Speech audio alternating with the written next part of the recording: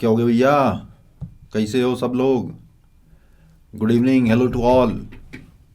कैसा रहा वीकेंड? पढ़ाई वढ़ाई करी नहीं करी? Hi Aaron, how are you? Thanks for the compliment, thank you very much. Hi Srishti, Aman, Saddam, hello, how are you all? Weekend में पढ़ाई करी क्या? You are studying diploma, okay. Good evening, good evening, कैसे हैं सब लोग? चलो 2 मिनट है। Hi Pranshu, how are you? 2 minute है क्लास स्टार्ट होने में। मॉक दिया, वेल डन वेल डन। चलो मैं इस बारे में बात करता हूँ कि मॉक टेस्ट को रिपीट कर पाएँ, अगर मैं बात कर लेता हूँ।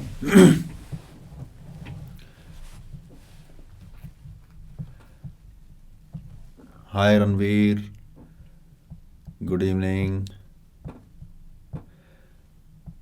कुशाग्र, hello hello Kushagra, how are you? चलो तुम लोग टाइपिंग में मास्टर हो, सब लोग बहुत टाइपिंग में मास्टर हो, सब लोग बड़े फटाफट टाइप करते हो। फटाफट से ना एक एक, सिर्फ एक एक मोटिवेशन लाइन लिख दो, कोई भी, एनीथिंग एट ऑल, किसी भी तरह की, किसी से भी रिलेटेड कोई भी एक छोटी सी, चाहे लंबी सारी, कैसी भी एक मोटिवेशन लाइन लिख दो, सब में जोश भर जाए फटाफट से। देखते हैं सबसे पहले कौन लिखता है।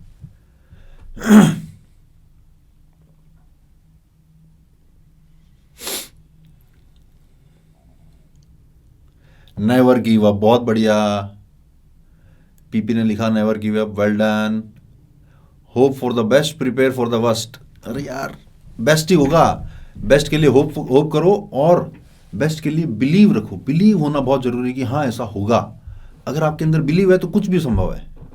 Push harder than yesterday if you want a different, क्या बात है यार। एसके ने बड़ी अच्छी लाइन कही, push harder for tomorrow if you push harder for today if you want a better tomorrow. बहुत बढ़िया यार, बहुत बढ़िया।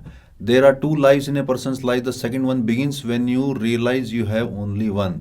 यार गजब गजब।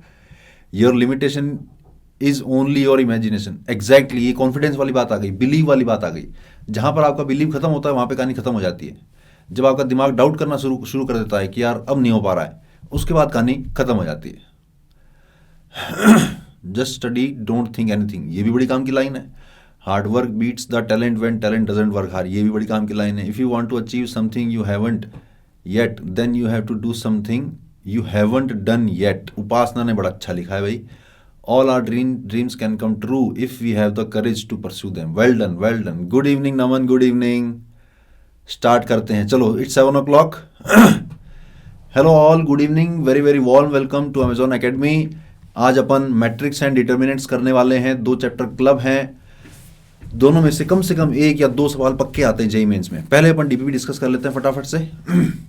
डीपीपी में कोई डाउट किसी को? डीपीपी में कोई डाउट है क्या? जल्दी बताओ। आई थिंक सारे हो जाने चाहिए। एक आध क्वेश्चन में शायद कुछ गड़बड़ है, बाकी सारे हो जाने चाहिए।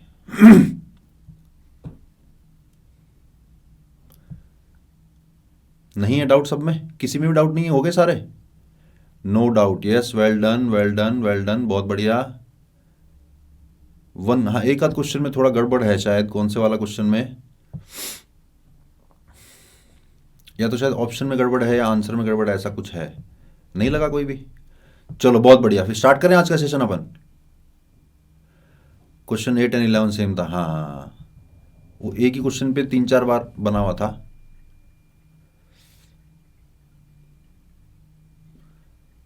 कोई डाउट नहीं है तो अपन स्टार्ट करते हैं फिर। चलो, क्वेश्चन नंबर 8 में डाउट आया है किसी बच्चे को। क्वेश्चन नंबर 8 क्या है? Question number 8, if the weather is not fine then my friends are not coming and we will not go for a picnic. ये क्वेश्चन एक्चुअली वैसे इनकम्प्लीट है, लेकिन इसके जो पी क्यू आर जो स्टेटमेंट्स हैं ये पहले क्वेश्चन में दिए हुए हैं। Question number 8 is actually based on question number 1।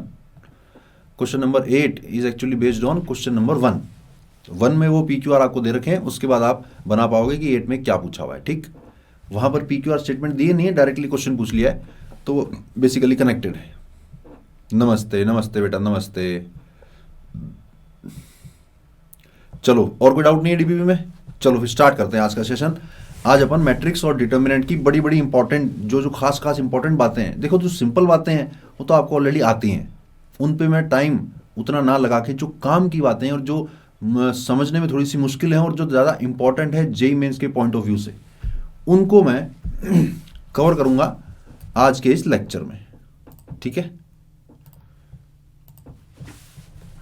तो सबसे पहले बात करते हैं अपन matrix, multiplication of matrices. Multiplication जो है वो रो बाई कॉलम होता है, रो बाई कॉलम मल्टीप्लाई करना पड़ता है और पहले ऑर्डर चेक करना पड़ता है कि इसका 2/3 ऑर्डर है और दूसरे वाले का 3/2 ऑर्डर है। ध्यान होगा आपको कि अगर दो मैट्रिक्स मल्टीप्लाई हो रहे हैं तो ये दोनों नंबर सेम होने चाहिए, तभी वो दोनों मैट्रिक्स मल्टीप्लाई हो पाएंगे, अदरवाइज मल्टीप्लाई नहीं हो पाएंगे। और मल्टीप्लाई होने के बाद जो नया मैट्रिक्स बनेगा वो 2/2 ऑर्डर का बनेगा। एक एग्जांपल मैं आपको मल्टीप्लाई करके दिखा रहा हूं कैसे मल्टीप्लाई करते हैं। रो बाय कॉलम, तो फर्स्ट रो फर्स्ट कॉलम क्या बन जाएगा, a plus 2b plus 3c।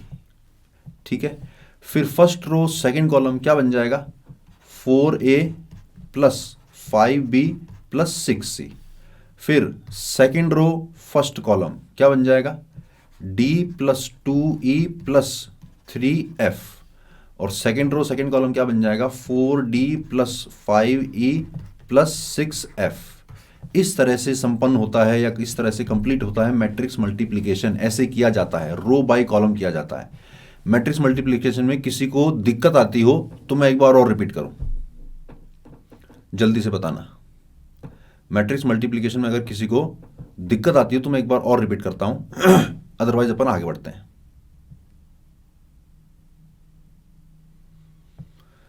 बिल्कुल क्रेमर्स रूल करेंगे अपन, ठीक है, दिक्कत नहीं आती, क्लियर है। चलो क्वेश्चन करके दिखाओ फिर फटाफट से। क्वेश्चन नंबर 1, 3 मैट्रिक्स दे रखे हैं, तीनों को मल्टीप्लाई करना है, इक्वल टू में 0 दे रखा है, you have to find the value of x।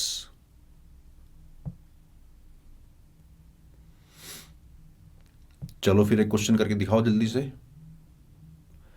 Find the value of x if 3 matrix का मल्टीप्लाई करने पर 0 आता हो।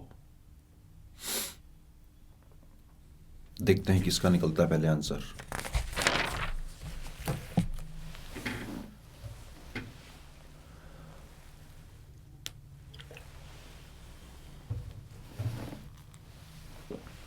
एक बार रिपीट कर दूं, चलो एक बार और रिपीट कर रहा हूं, ध्यान से देखना। मैट्रिक्स को जब मल्टीप्लाई करते हैं अपन तो रो बाय कॉलम मल्टीप्लाई होता है, रो बाय कॉलम मल्टीप्लाई होता है, लेकिन उससे पहले दोनों मैट्रिक्स का ऑर्डर चेक करना पड़ता है। पहला मैट्रिक्स 2/3 ऑर्डर का है, अगला मैट्रिक्स 3/2 ऑर्डर का है। जब भी दो मैट्रिक्स मल्टीप्लाई होंगे तो ये दोनों नंबर सेम होने चाहिए, यानी कि दूसरे वाले की कॉलम और फर्स्ट वाले की रोज सेम होनी चाहिए। और मल्टीप्लाई होने के बाद जो नया मैट्रिक्स बनेगा उस मैट्रिक्स का ऑर्डर निकल के आएगा 2/2 का। तो मल्टीप्लाई करके दिखा रहा हूं, ध्यान से देखना। पहले अपन मल्टीप्लाई करेंगे फर्स्ट रो और फर्स्ट कॉलम को, तो करस्पॉन्डिंग एलिमेंट मल्टीप्लाई होते जाएंगे, यानी बन जाएगा a plus 2b plus 3c। ठीक है, फिर first row second column multiply होगा, तो ये फर्स्ट रो और सेकेंड कॉलम यहां पे आने वाला है, यानी कि वो रिजल्ट यहां पे लिखा जाएगा। तो यहां पे लिखा जाएगा तो बनेगा 4a plus 5b plus 6c। ठीक है, अब देखो 2/2 का मैट्रिक्स बनने वाला था ना, बताया था मैंने 2/2 का मैट्रिक्स बनने वाला है, यानी 2 रो आएंगी और 2 कॉलम आएंगे।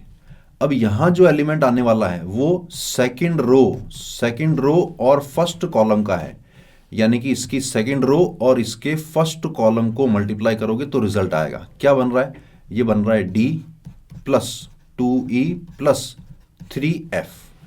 अब इसको देखो, ये वाला जो एलिमेंट है ये सेकेंड रो सेकेंड कॉलम का है, यानी कि मल्टीप्लाई करते टाइम सेकेंड रो और सेकेंड कॉलम को मल्टीप्लाई करना है। तो क्या बन जाएगा, ये बन जाएगा 4d plus 5e plus 6f।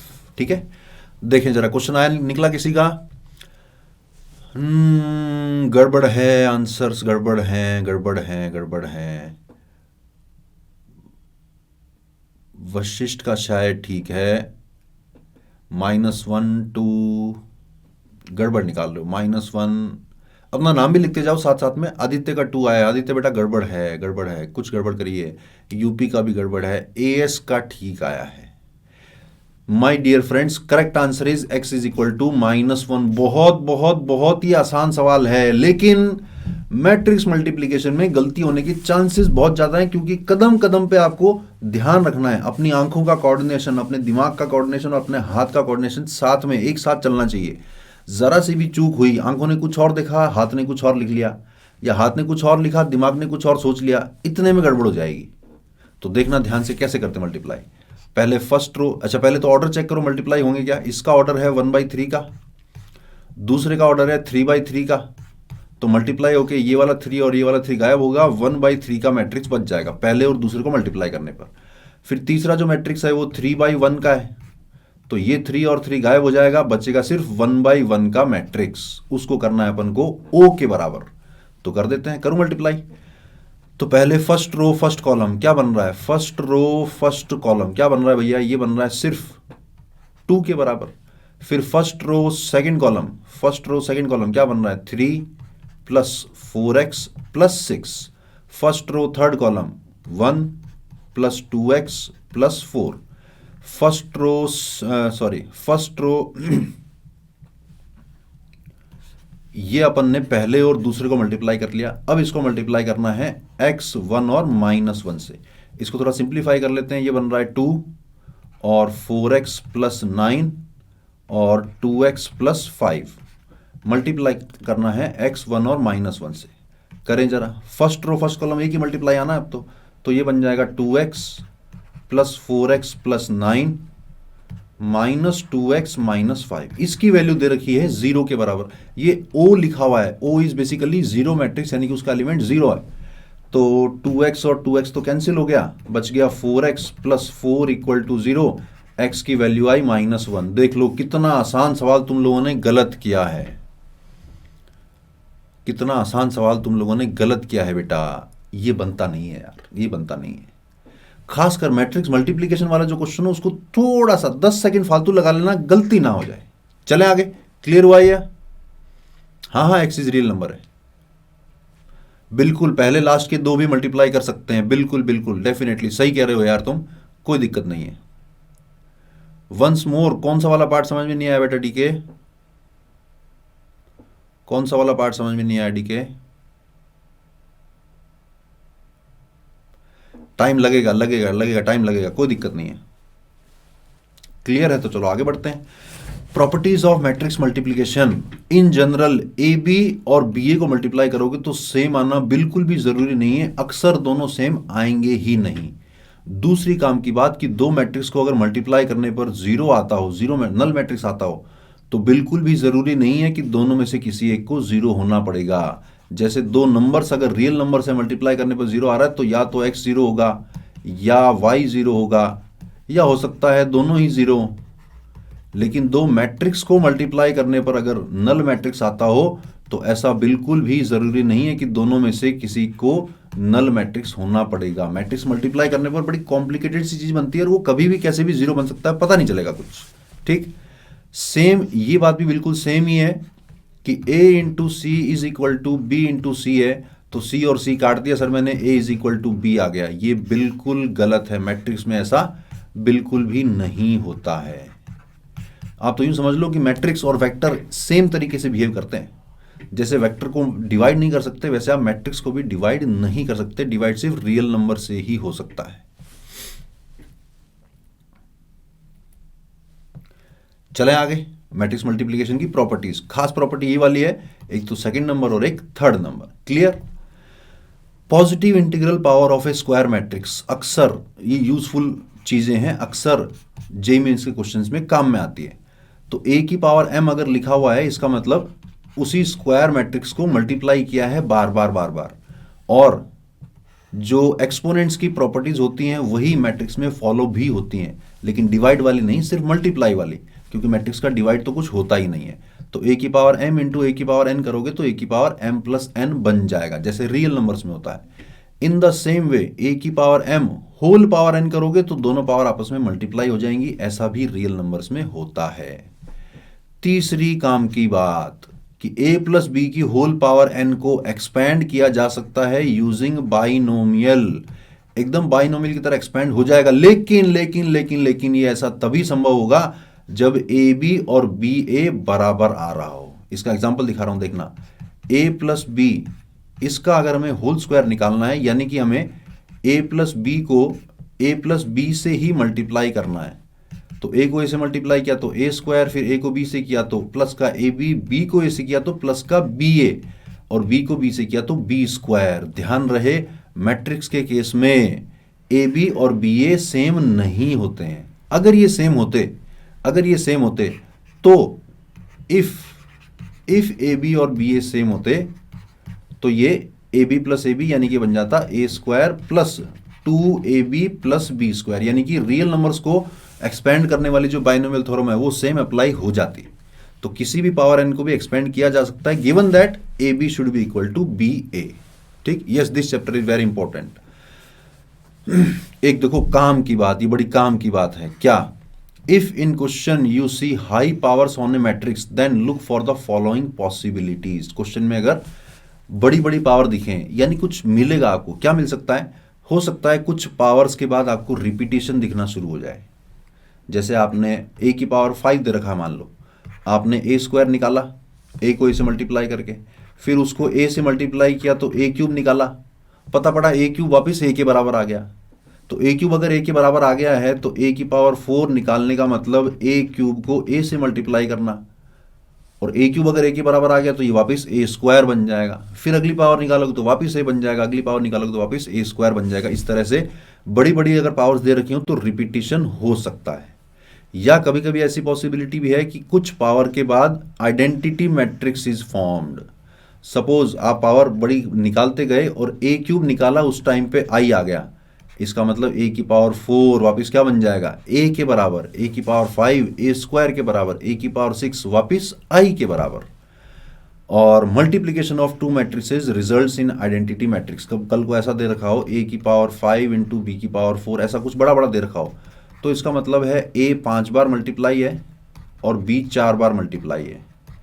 तो इतनी बड़ी अगर पावर दे रखी है तो पॉसिबिलिटी है कि a इंटू बी निकालने पर आइडेंटिटी मैट्रिक्स बन जाए। तो i बन गया तो ये वाला गायब हो जाएगा, वापस ये a और b आपस में मल्टीप्लाई हो जाएंगे। ऐसे कुछ ऐसे चलते चलते क्वेश्चन थोड़ा सिंप्लीफाई हो जाएगा। ठीक, can we not multiply by seen. बहुत ही अच्छा डाउट पूछा है तुमने। इस डाउट को मैं जब इनवर्स पढ़ाऊंगा तब कवर करूंगा। बहुत ही इंपॉर्टेंट डाउट है ये जो तुमने पूछा है, इसको मैं जब इनवर्स मैट्रिक्स पढ़ाऊंगा तब एक्सप्लेन करूंगा। ठीक है, चलें बढ़े आगे अपन। चलिए आगे बढ़ते हैं। क्वेश्चन नंबर 2, एक मैट्रिक्स दे रखा है वेयर आई का मतलब है आयोटा, यानी कि imaginary cube root of unity, और x एक नेचुरल नंबर है। आपको निकालनी है a की पावर 4x की वैल्यू। a की पावर 4x की वैल्यू निकालनी है, जल्दी से निकालो क्या आएगी। बहुत ही आसान, बहुत ही सिंपल, हार्डली 5 सेकंड में आंसर आ जाएगा।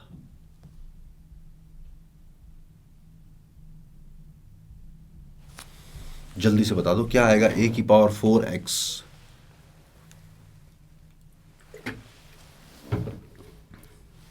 वन, और कोई? नमन का भी 1, SR का भी 1, जवाहर का भी 1। 2 जवाब बीच में बिल्कुल सही आए हैं, VG का और MA का। बाकी सबने लिखा है 1। भैया 1 तो नंबर है, यहां नंबरों की तो बात ही नहीं हो रही, यहां तो मैट्रिक्स की बात हो रही है। तो जब भी आपका आंसर 1 आता हुआ दिखे या 0 आता हुआ दिखे, 1 नहीं, वो एक्चुअली I है, और वो 0 नहीं, एक्चुअली वो O है। O का मतलब नल मैट्रिक्स। समझ गए? तो देखो ना, A can be written as, iota common निकाल लिया मैंने, और यहां बन जाएगा 1 0 0 1, यानी कि A is actually iota into identity matrix. और A की पावर 4 अगर करोगे तो iota I into iota I into iota I into iota I, सब कुछ आयोटा की पावर 4 इंटू I तो बन जाएगा। I इंटू I तो होता है, और I की पावर 4 यानी आयोटा की पावर 4 होता है 1। तो 1 आंसर नहीं आएगा, आंसर आएगा I, यानी कि आइडेंटिटी मैट्रिक्स। सिंपल था बिल्कुल। चलिए, थोड़ी बहुत properties of transpose of matrix. देखो, अगर एडिशन हो रहा है तो ट्रांसपोज दोनों पे अलग अलग चला जाएगा, कोई दिक्कत नहीं आएगी। लेकिन अगर मल्टीप्लाई हो रहा है तो ट्रांसपोज दोनों पे आएगा तो सही, लेकिन ऑर्डर रिवर्स हो जाएगा। ये बात बड़ी याद रखने की है, इंपॉर्टेंट प्रॉपर्टी। क्या कि अगर बहुत सारे मैट्रिक्स मल्टीप्लाई हो रहे हैं और पूरे के ऊपर ट्रांसपोज लगा हुआ है तो सबके ऊपर ट्रांसपोज आएगा तो सही, लेकिन ऑर्डर उल्टा हो जाएगा। समझ गए? पढ़ा होगा ये आपने, याद रखना है इसको। ए ट्रांसपोज का वापस ट्रांसपोज कर दोगे, वापस ए आएगा, इसमें कोई बड़ी बात नहीं है। और कुछ स्केलर से मल्टीप्लाई कर रखा है, फिर ट्रांसपोज कर रहे हो तो स्केलर बाहर निकल जाएगा। सिंपल प्रॉपर्टीज हैं बिल्कुल। एक्स क्या था सर क्वेश्चन में? एक्स कोई भी एक नेचुरल नंबर है, कोई भी natural number. Transpose of a matrix तो बेटा ये तो बड़ी आसान चीज होती है यार। ए बी सी डी, इसका अगर ट्रांसपोज करना हो तो जो पहली रो थी वो अब पहला कॉलम बन जाएगा ए बी, जो दूसरी रो थी वो अब दूसरा कॉलम बन जाएगा सी एंड डी। ये है transpose of matrix. Clear? How to do transpose बताया ना बेटा? ठीक है। हाँ, रोज और कॉलम को इंटरचेंज ही करना है बस। क्वालिटी सही नहीं आ रही है, सबके साथ ऐसा हो रहा है क्या? क्वालिटी सही नहीं आ रही है क्या वीडियो की? या हो सकता है तुम्हारा नेट स्लो चल रहा हो बेटा। ए डैश क्या है? हाँ, पीडीएफ आपको मिल जाएगी यार, मिल जाएगी पीडीएफ। चलो फिर आगे बढ़ते हैं। कुछ स्पेशल स्क्वायर मैट्रिसेस, इनके नाम याद नहीं रहते। क्यों? क्योंकि 5 हैं और पांचों की प्रॉपर्टीज कुछ कुछ एक जैसी है। ध्यान से देखना। आइडम्पोटेंट मैट्रिक्स यानी ए का स्क्वायर करने पे वापस ए आ जाए। इनवॉल्यूटरी मैट्रिक्स यानी ए का स्क्वायर करने पे वापस आई आ जाए। सबसे बड़े कंफ्यूजिंग तो ये दोनों हैं। कौन कौन से? आइडम्पोटेंट और इनवॉल्यूटरी। इसको याद करने का तरीका, ट्रिक बता रहा हूं, याद रखने की ट्रिक बता रहा हूं। आइडम्पोटेंट, आइडम में कुछ आई, मैं खुद ही इस टाइप की फीलिंग आ रही ना, आइडम्पोटेंट पावर लगाने पर खुद ही आ गया, यानी A square equal to A. Involutory, involutory में आई एन आ रहा है, आई एन यानी कि आइडेंटिटी मैट्रिक्स, यानी इनवॉल्यूटरी में ए स्क्वायर को करने पर वापिस आई आ जाएगा। ये याद रखने की ट्रिक बता रहा हूं मैं। पीरियोडिक मैट्रिक्स तो समझ में आता है कि एक पावर के बाद वापिस ए बनना शुरू हो जाए, यानी ए की power k plus 1 equal to A बन जाए। ऐसे में अपन बोलते हैं कि उसका पीरियड k के बराबर है। नील पोटेंट नाम से समझ में आता है कि ऐसी कोई ना कोई पावर आएगी जिसके बाद a की पावर m 0 बन जाएगा, उससे पिछली पावर में 0 नहीं बनेगा, उसको बोलते हैं नील पोटेंट। और ऑर्थोगोनल तो बड़ा आसान है याद करना, a into A transpose is equal to I. ठीक? Really lagging?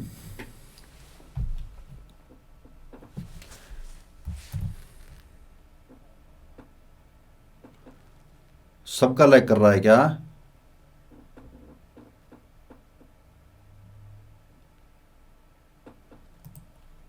नहीं, सबका तो लैग नहीं कर रहा है। यूपी तुम्हारे लिए एक इंस्ट्रक्शन आया है कि अगर ऐसा तो नहीं हो रहा कि कहीं विंडोज़ तुम्हारा अपडेट हो रहा हो। नहीं, सबका लैग नहीं कर रहा है, तो बेटा तुम्हारे एंड पे कहीं गड़बड़ है। आगे बढ़े, चलो। Properties of determinant of square matrix, ये भी बड़ी काम की बातें हैं, जेईई मेंस में डायरेक्टली यूज में आती हैं ये प्रॉपर्टीज। क्या क्या है प्रॉपर्टीज? अगर स्केलर को मल्टीप्लाई किया है तो डिटर्मिनेंट निकालने पर स्केलर की पावर n बन के बाहर निकलता है। स्केलर को अगर मल्टीप्लाई किया है किसी मैट्रिक्स में, suppose A B C D में, तो मैट्रिक्स तो सीधा सीधा के ए के बी के सी और के डी बन जाता है, लेकिन जब उसका डिटर्मिनेंट निकालते हो तो इस कॉलम में से के बाहर निकलता है और इस कॉलम में से भी के बाहर निकलता है, यानी के स्क्वायर अल्टीमेटली बाहर निकलता है। तो एन ऑर्डर का अगर हुआ तो के की पावर एन बन के बाहर निकलेगा। यहां पर जल्दीबाजी में आप के को बाहर निकाल लेते हो, ये गलती मत करना। ठीक है? दो मैट्रिक्स मल्टीप्लाई हो रहे हो, डिटर्मिनेंट लेना हो तो दोनों पे अलग अलग आ जाएगा, इसमें कोई बड़ी बात नहीं है। ए की पावर एन यानी कि ए इंटू ए, सपोज ए क्यूब होता, इसका पूरे का डिटर्मिनेंट लेना था तो सब पे अलग अलग डिटर्मिनेंट आ जाएगा, यानी कि वो बेसिकली डिटर्मिनेंट ऑफ ए की पावर 3 बन जाएगा। ये बड़ी सिंपल प्रॉपर्टी है। ए ट्रांसपोज का डिटर्मिनेंट ऑफ ए के बराबर ही आता है, क्योंकि डिटर्मिनेंट में आप रोज और कॉलम को इंटरचेंज करो तो उसकी वैल्यू चेंज नहीं होती है। और ए इनवर्स का अगर मॉडुलस, इसको मॉडुलस भी बोल सकते हैं, है तो एक्चुअल में डिटर्मिनेंट। ए इनवर्स का अगर आपको डिटर्मिनेंट निकालना है तो यानी कि वो this is actually equal to 1 upon determinant of A. तो यूं देख लो कि ये पावर -1 भी बाहर निकल गई, यानी कि ये मॉड ए की पावर -1 बन गया, यानी कि 1/मॉड्यूलस ऑफ ए बन गया। Example for first property once again. First property और फिफ्थ प्रॉपर्टी, मैट्रिक्स और डिटर्मिनेंट। मैट्रिक्स एक जस्ट एक कलेक्शन है, डिटर्मिनेंट की वैल्यू होती है। चलो फर्स्ट प्रॉपर्टी दोबारा एक्सप्लेन कर देता हूं मैं। के ए यानी मैट्रिक्स में A B C D, matrix में किसी स्केलर का मल्टीप्लाई हुआ है, तो ये तो आप जानते ही हो ना कि वो स्केलर सब में मल्टीप्लाई हो जाएगा, के ए, के बी, के सी, के डी। अब अगर इसका डिटर्मिनेंट निकालोगे तो ये के ए इंटू के डी माइनस के बी इंटू के सी आएगा। के स्क्वायर पूरे में से बाहर निकलने के बाद ये A D minus B C बच रहा है। इस वाले मैट्रिक्स का डिटर्मिनेंट निकाल के देखो जरा, इस वाले का, इसका डिटर्मिनेंट आएगा A D minus B C. तो ये के square times determinant of A आ रहा है। स्क्वायर क्यों निकला? क्योंकि 2 ऑर्डर का था, अगर n ऑर्डर का होगा तो k की पावर n बाहर निकलेगा। ठीक, फिफ्थ प्रॉपर्टी एक बार फिर से देख लो। इनवर्स ऑफ मैट्रिक्स का अगर डिटर्मिनेंट निकालोगे तो डिटर्मिनेंट ऑफ a की पावर -1, यानी कि ये 1/डिटर्मिनेंट ऑफ a बन जाएगा। Second, third and fourth and second and third are similar. हाँ, बिल्कुल सिमिलर है, बिल्कुल सिमिलर है। चलो आगे बढ़ते हैं। अब एक बड़ी इंपॉर्टेंट चीज अपन डिस्कस करने जा रहे हैं, adjoint of A square matrix. किसी स्क्वायर मैट्रिक्स का एडजॉइंट निकालना हो तो पहले आप उन सबके कोफैक्टर्स निकाल लो। C11 का मतलब है कोफैक्टर ऑफ A11। उसी तरह से C12 का मतलब है कोफैक्टर ऑफ A12। उसी तरह से C13 का मतलब है कोफैक्टर ऑफ A13। सबके कोफैक्टर निकाल लो और लास्ट में ट्रांसपोज करना मत भूलना। ट्रांसपोज करने के बाद बनेगा एडजॉइंट मैट्रिक्स। ट्रांसपोज करना मत भूलना। अक्सर यहां पे गलती हो जाती है क्योंकि कोफैक्टर निकालते निकालते बच्चा इतना थक जाता है कि वो लास्ट में ट्रांसपोज करना भूल जाता है। एडजॉइंट ऑफ ए अगर निकालना है तो ट्रांसपोज करना बिल्कुल मत भूलना। ठीक, नहीं कोई ज्यादा प्री रिक्वेस्ट नहीं है। एन क्या था सर प्रॉपर्टी में? एन कोई नेचुरल नंबर है यार, डाटा बहुत खा रही है। चलो next important part, very very important part, क्या? Properties of adjoint of A square matrix. ईमानदारी से बताना मेरे को, ईमानदारी से, किस किस को सारी प्रॉपर्टीज याद हैं? किसकी properties? Adjoint of square matrix की सारी प्रॉपर्टीज याद है, बताना। How to determine the cofactor. चलो मैं एक कोफैक्टर निकाल के दिखाता हूं आपको। अगर आपको A11 का कोफैक्टर निकालना है तो that will be this into this minus this into this, यानी C11 होगा A22 into A33 minus A23 into A32। उसी तरह से C12 यानी कि अगर इसका कोफैक्टर निकालना है तो वो माइनस साइन के साथ आएगा। अगर आपको याद हो ऑल्टरनेटिवली प्लस माइनस साइन चलता है, ऑल्टरनेटिवली प्लस माइनस साइन चलता है, तो C12 जब निकालोगे तो वो माइनस साइन के साथ आएगा। और जब आपको A12 का कोफैक्टर निकालना है तो इसको और इसको छुपा दो, this into this minus this into this. क्या बन रहा है ये बन रहा है A23 A33 minus A31 into A23। समझ गए कैसे निकालना है कोफैक्टर? चलो मैंने पूछा था कि बहुत ही इंपॉर्टेंट प्रॉपर्टीज हैं एडजॉइंट ऑफ मैट्रिक्स की, क्या आपको सभी याद हैं? कोफैक्टर निकालने का कोई ट्रिक नहीं है बेटा, निकालना ही पड़ेगा। चलो सबसे पहली प्रॉपर्टी, बड़ी काम की property, A into adjoint of A कर लो, चाहे adjoint of A into A कर लो, it will be mod A into I. A into adjoint of A is equal to mod A into I. मैं chat को of कर रहा हूं, चैट को मैं ऑफ कर रहा हूं ताकि आप सब लोग इन प्रॉपर्टीज पे गौर फरमाओ, ध्यान से सुनो, बड़ी इंपॉर्टेंट प्रॉपर्टीज है, वेस्ट मत करो इनको। A into adjoint of A, A into adjoint of A, बार बार रिपीट कर रहा हूं, दिमाग में बिठा लो इसको। A into adjoint of A is equal to mod A into I. बहुत काम की प्रॉपर्टी है, इसी से सारी प्रॉपर्टीज डिराइव भी हो सकती हैं। एडजॉइंट ऑफ ए का modulus will be mod A की पावर n माइनस वन। देखो पहली जो प्रॉपर्टी है a into adjoint of A, this is equal to mod A into I. अगर मैं दोनों तरफ डिटर्मिनेंट ले लूं, दोनों तरफ डिटर्मिनेंट ले लूं, तो ये वाला मैट्रिक्स और ये वाला मैट्रिक्स मल्टीप्लाई हो रहे हैं, तो दोनों पे अलग अलग डिटर्मिनेंट आ जाएगा। ये आ गया, दिस इज इक्वल टू, अब याद करो ये वाला तो स्केलर है, स्केलर है, और ये वाला मैट्रिक्स है। स्केलर जब मैट्रिक्स से मल्टीप्लाई होता है तो डिटर्मिनेंट लेते टाइम ये बाहर निकलता है। कैसे बाहर निकलता है? ये पावर n लेकर बाहर निकलता है इनटू आई का डिटर्मिनेंट, और ये वाला अगर इसके डिवाइड में जाएगा तो बन जाएगा एडजॉइंट ऑफ ए का mod is equal to mod A की पावर n माइनस वन, और इसका डिटर्मिनेंट 1 ही होता है। ये सेकंड प्रॉपर्टी प्रूव में डिराइव इसलिए करके दिखा रहा हूं कि कल को एग्जाम में आपको थोड़ा सा डाउट रह जाए कि यार एडजॉइंट ऑफ ए का जो मॉड है वो मॉड ए की पावर n माइनस वन होता है या n होता है या n माइनस टू होता है, तो 3-4 सेकंड लगेंगे, डिराइव करके देख लेना, ठीक है। अगली property, adjoint of A is equal to mod A की power n minus two multiplied by A. इसको भी डिराइव किया जा सकता है बड़े आराम से। इसको डिराइव करने का तरीका बता देता हूं मैं। फॉर डिराइविंग दिस, डिराइव करके दिखा नहीं रहा हूं क्योंकि डेरिवेशन उतना इंपॉर्टेंट नहीं है, प्रॉपर्टी को याद रखना बड़ा इंपॉर्टेंट है। For deriving this, replace A by adjoint of A. इस पहले रिलेशन में अगर आप जहां जहां पे ए आ रहा है वहां वहां एडजॉइंट ऑफ ए पुट कर दोगे तो थर्ड वाली प्रॉपर्टी बड़े आराम से डिराइव हो जाएगी। अगली, इसी थर्ड वाले का अगर दोनों तरफ मॉडुलस ले लोगे तो ये चौथी प्रॉपर्टी डिराइव हो जाएगी। क्या? एडजॉइंट ऑफ ए का modulus is equal to mod A की पावर n माइनस वन का होल स्क्वायर। ये सारी प्रॉपर्टीज तुम अपनी कॉपी में लिखते जाओ मेरे साथ साथ, खाली बैठे हो कॉपी में लिखते जाओ। क्यों? क्योंकि जैसे ही मैं अगला क्वेश्चन दूंगा based on the properties of adjoint, आप मेरे को ये मत बोलना कि सर एक बार प्रॉपर्टीज दिखा दो। सारी प्रॉपर्टी लिखते जाओ साथ साथ ताकि याद हो जाए आपको, ठीक है। पांचवी प्रॉपर्टी, अगर दो चीजें मल्टीप्लाई में हो तो दोनों का एडजॉइंट एक साथ लेने का मतलब adjoint of B into adjoint of A. जैसा ट्रांसपोज में होता था, मल्टीप्लाई करो ट्रांसपोज लगाओ तो सब पे ट्रांसपोज आएगा, लेकिन ऑर्डर उल्टा हो जाएगा। In the same way adjoint of A भी अगर निकालोगे तो adjoint of B into adjoint of A बन जाएगा।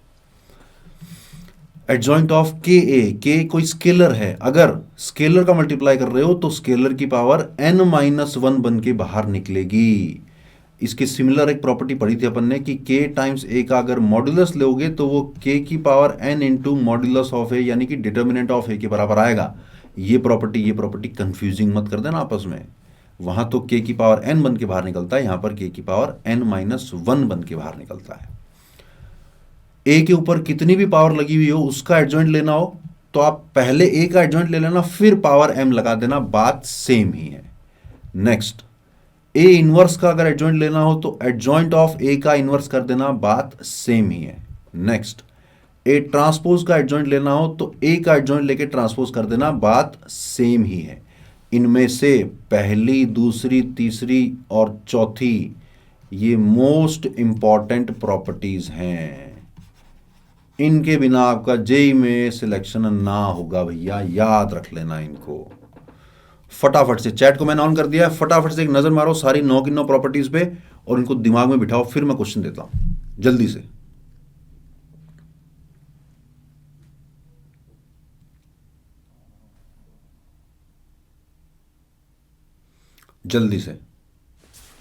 जल्दी से दिमाग में बिठा लो।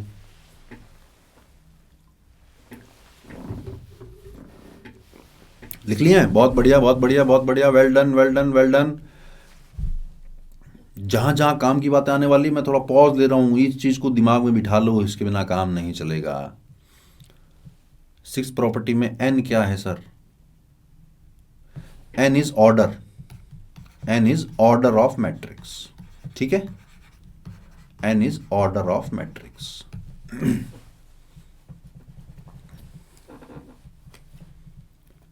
सर डिटर्मिनेंट का फर्स्ट प्रॉपर्टी मतलब समझाने में क्या कहना चाह रहे हो यार? 7th प्रॉपर्टी के ऊपर क्वेश्चन कैसे सॉल्व करेंगे? मैंने क्या कहा, सबसे ज्यादा काम में यही आने वाली है, घबराओ मत। इन 4 से तुम्हारा काम चल जाएगा जेई मेंस में, ठीक है। क्वेश्चन देने जा रहा हूं मैं, प्रॉपर्टी सारी याद हो गई है ना। चलो ये वाला क्वेश्चन करो। जेई मेंस 2013 में आ रखा है, if P this matrix is the adjoint of a matrix A and determinant of A दे रखा है आपको, फाइंड, ये ए नहीं ये अल्फा होना चाहिए।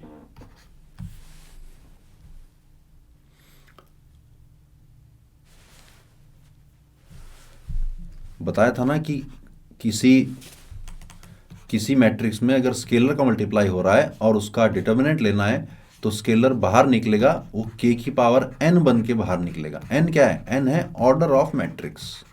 2 ऑर्डर का होगा तो k स्क्वायर बन के बाहर निकलेगा, 3 ऑर्डर का होगा तो k क्यूब बन के बाहर निकलेगा, 4 ऑर्डर का होगा तो k की पावर 4 बन के बाहर निकलेगा।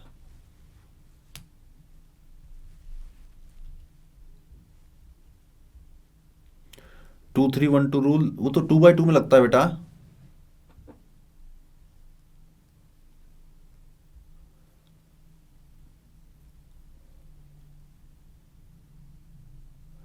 निकालो निकालो निकालो, अल्फा की वैल्यू निकालो।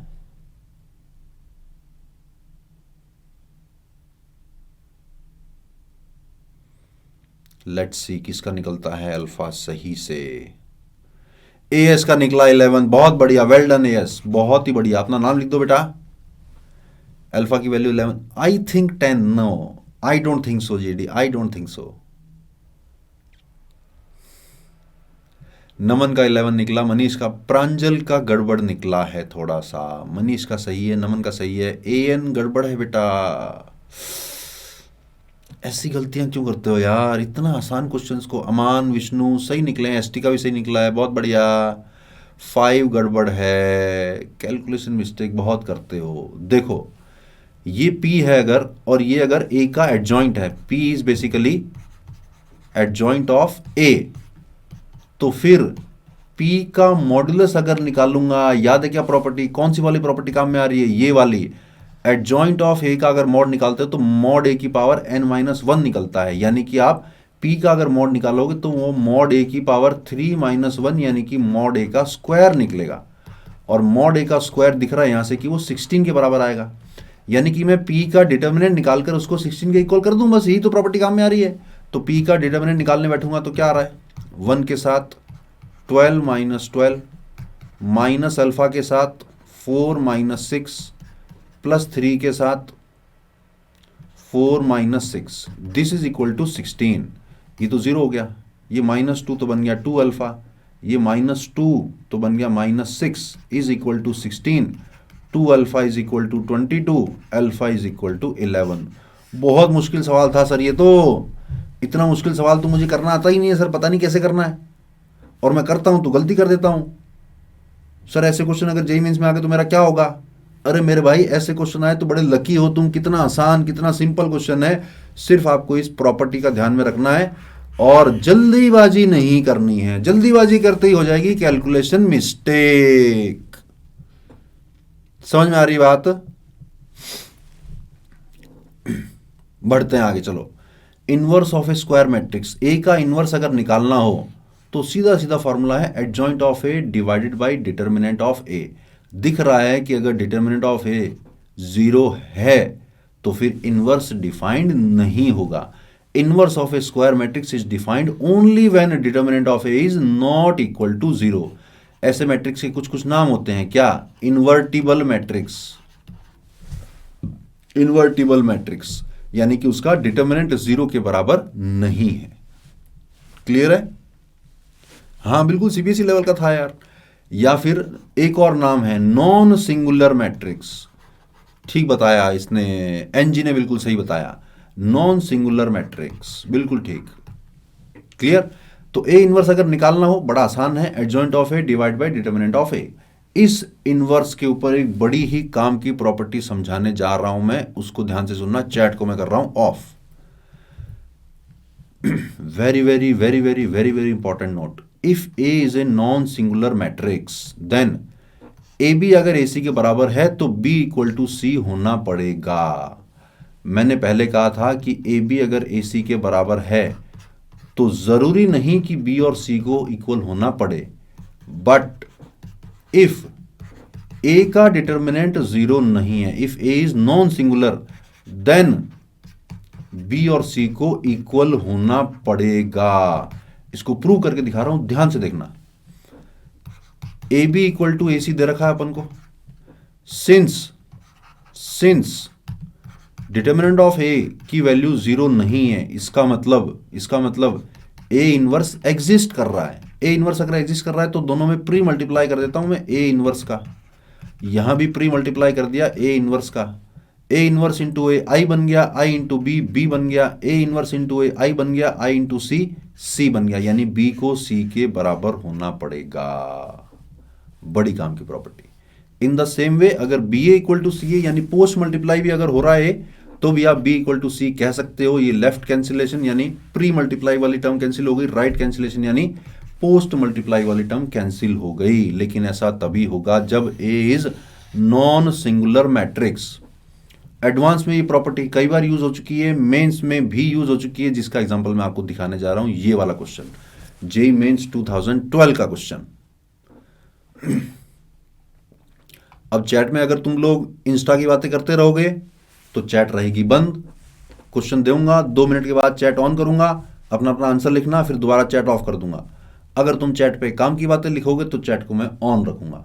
फैसला तुम्हारे हाथ में है कि तुम्हें इंस्टाग्राम की बातें करनी है, mister cool Z Z Z की बातें करनी है, या जेई में सिलेक्शन करवाना है, जिंदगी बनानी है, कहीं आगे बढ़ना है, कुछ करके दिखाना है, पेरेंट्स का नाम रोशन करना है, फैमिली का नाम रोशन करना है, खुद के डिसीजन खुद लेने हैं। तो करो फिर सवाल, करो शाबाश।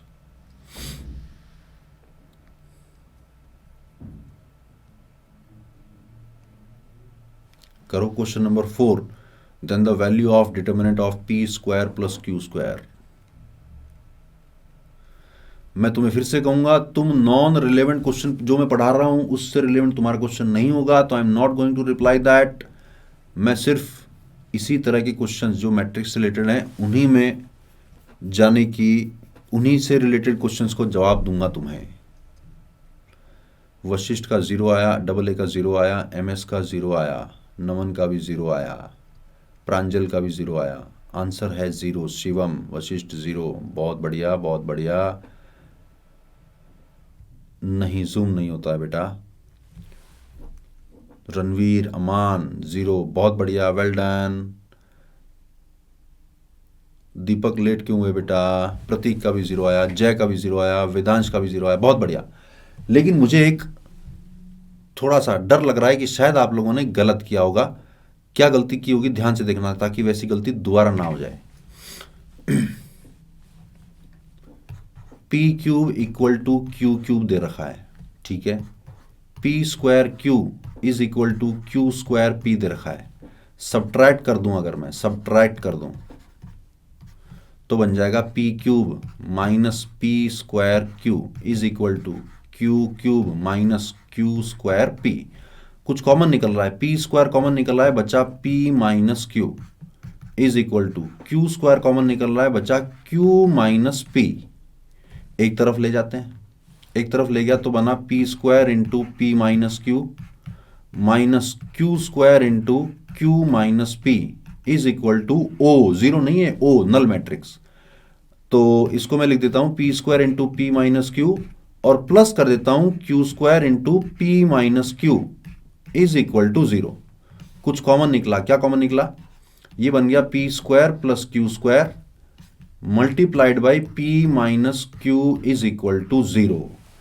अब मेरा आप लोगों से एक सवाल है कि इस स्टेप के बाद मैं क्या करूं, इस स्टेप के बाद क्या करूं, इस स्टेप के बाद क्या करूं?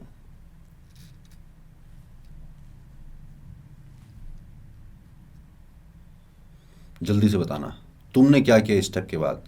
कैसे निकाला कि P square plus Q square का डिटर्मिनेंट 0 आएगा? अप्लाई डिटर्मिनेंट, ठीक है। उसके बाद दोनों साइड डिटर्मिनेंट, ठीक है। उसके बाद divide P minus Q on right hand side, नहीं। आइडेंटिटी लगी, कौन सी वाली identity? P is not equal to Q is given, ठीक है। उससे क्या होगा? वीएम ने शायद ठीक जवाब देना चाहा है, वीएम ने शायद ठीक जवाब देना चाहा है। P not equal to Q. देखो क्या गलती करते हो तुम, सुनना ध्यान से, सुनना ध्यान से, मैं चैट को दोबारा ऑफ करके तुम्हें गलती बता रहा हूं। तुम्हें ऐसा लगता है कि पी, अच्छा पहले तो दोनों तरफ डिटर्मिनेंट ले लिया तो बन गया P square plus Q square का determinant into P minus Q का determinant is equal to zero. फिर ऐसा लगता है कि क्योंकि p minus Q is not equal to null matrix, इसका मतलब p माइनस क्यू का डिटर्मिनेंट जीरो नहीं आएगा। ऐसा ही लगता है क्या? जल्दी से बताना, जल्दी से बताना, ऐसा ही लगता है क्या कि p minus Q zero matrix नहीं है इसलिए p माइनस क्यू का डिटर्मिनेंट जीरो नहीं आएगा? ऐसा ही लगता है क्या? किस किस को लगता है ऐसा? यस, एक को ऐसा लगता है, और पीजी को ऐसा लगता है, यू को ऐसा लगता है, एसके को ऐसा लगता है, बहुत सारे बच्चों को ऐसा लगता है। माय डियर फ्रेंड्स, ये गलत है। याद करो, सिर्फ नल मैट्रिक्स का डिटर्मिनेंट थोड़ी जीरो होता है। दुनिया में दुनिया भर के मैट्रिक्स ऐसे हैं जिनका डिटर्मिनेंट जीरो आता है, इसलिए ऐसा कहना बिल्कुल ही गलत है। कैसा कहना कि सर ये जीरो मैट्रिक्स नहीं है इसका मतलब इसका डिटर्मिनेंट जीरो नहीं आएगा? अरे यार, कितने डिटर्मिनेंट तुमने डिटर्मिनेंट वाले चैप्टर में सॉल्व किए होंगे जिनकी वैल्यू जीरो आती है, वो खुद जीरो थोड़ी होते हैं। इसलिए इसका करेक्ट मेथड क्या है, सुनना ध्यान से। ये एक्चुअली उल्टा प्रूव होगा। कैसे उल्टा प्रूव होगा?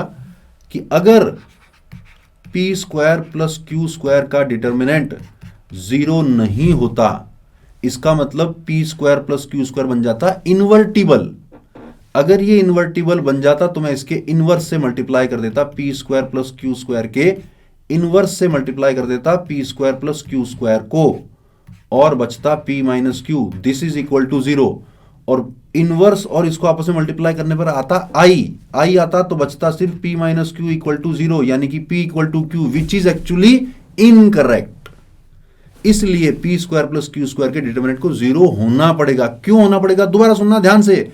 क्योंकि अगर p square plus Q square का डिटर्मिनेंट जीरो नहीं हुआ तो फिर p को q के बराबर होना पड़ेगा, विच इज नॉट ट्रू।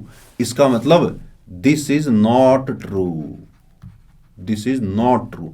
ये वाला ट्रू नहीं है इसलिए ये वाला भी ट्रू नहीं है। इसका मतलब P square plus Q square का डिटर्मिनेंट जीरो ही होना पड़ेगा और कोई इलाज नहीं है। ये है करेक्ट एक्सप्लेनेशन। बात समझ में आई क्या?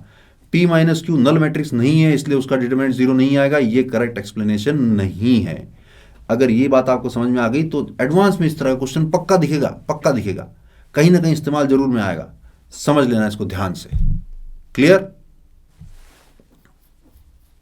Repeat once again. ऋतिक को समझ में आ गया? चलो दोबारा रिपीट कर रहा हूं। बिल्कुल बिल्कुल तुम्हारा आंसर सही है लेकिन कंसेप्चुअली रॉन्ग है। बिल्कुल सही समझा तुमने। एक बार और रिपीट कर रहा हूं, ध्यान से देखना। मैंने आपको ये कहा,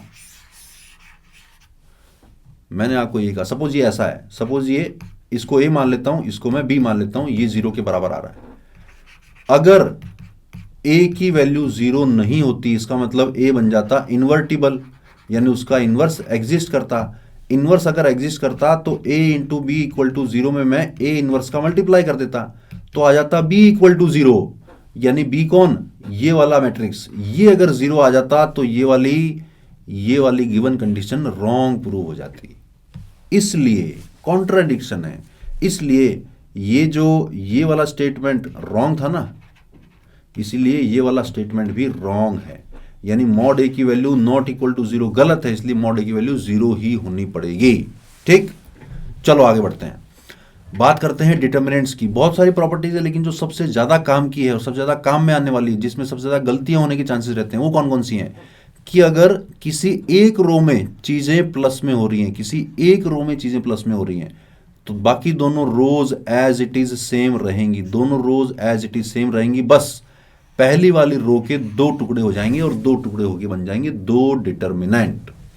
दूसरी बात, इस तरह की रो और कॉलम के ऑपरेशंस लगाते हो आप, सबको लगाने आते होंगे, लेकिन ध्यान क्या रखना पड़ता है कि अगर R1 गोज टू कर रहे हो तो वहां पे R1 ही आना चाहिए, प्लस अल्फा टाइम्स R2 आ जाए, प्लस बीटा टाइम्स R3 आ जाए, उस पर कोई फर्क नहीं पड़ेगा, लेकिन R1 और ये वाला R1 सेम रहना चाहिए और गलती ना हो। इसलिए एक बार में दो से ज्यादा ऑपरेशन, एक स्टेप में दो से ज्यादा ऑपरेशन मत करना। समझ गए?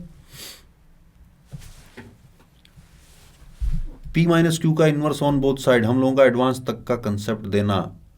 तुषार स्वंकार, यस। चलो, तो डिटर्मिनेंट की प्रॉपर्टीज क्लियर हैं आपको, बहुत ही आसान होती है, लेकिन ध्यान रखना पड़ता है, कदम कदम पे गलती होने के चांसेस होते हैं, और कुछ भी नहीं है, सीखने का कुछ भी नहीं है, आता है आप सबको, सबको आता है, बहुत अच्छे से आता है। तुम लोग प्रैक्टिस कम करते हो, इसलिए तुम्हारी मिस्टेक्स ज्यादा होती हैं। करके दिखाओ फटाफट ये वाला question, using properties of determinants. Using properties of determinants या ऑपरेशंस ऑफ डिटर्मिनेंट्स करके मुझे इस के की वैल्यू निकाल के दिखाना। जल्दी से देखते हैं पहले किसकी निकल के आती है।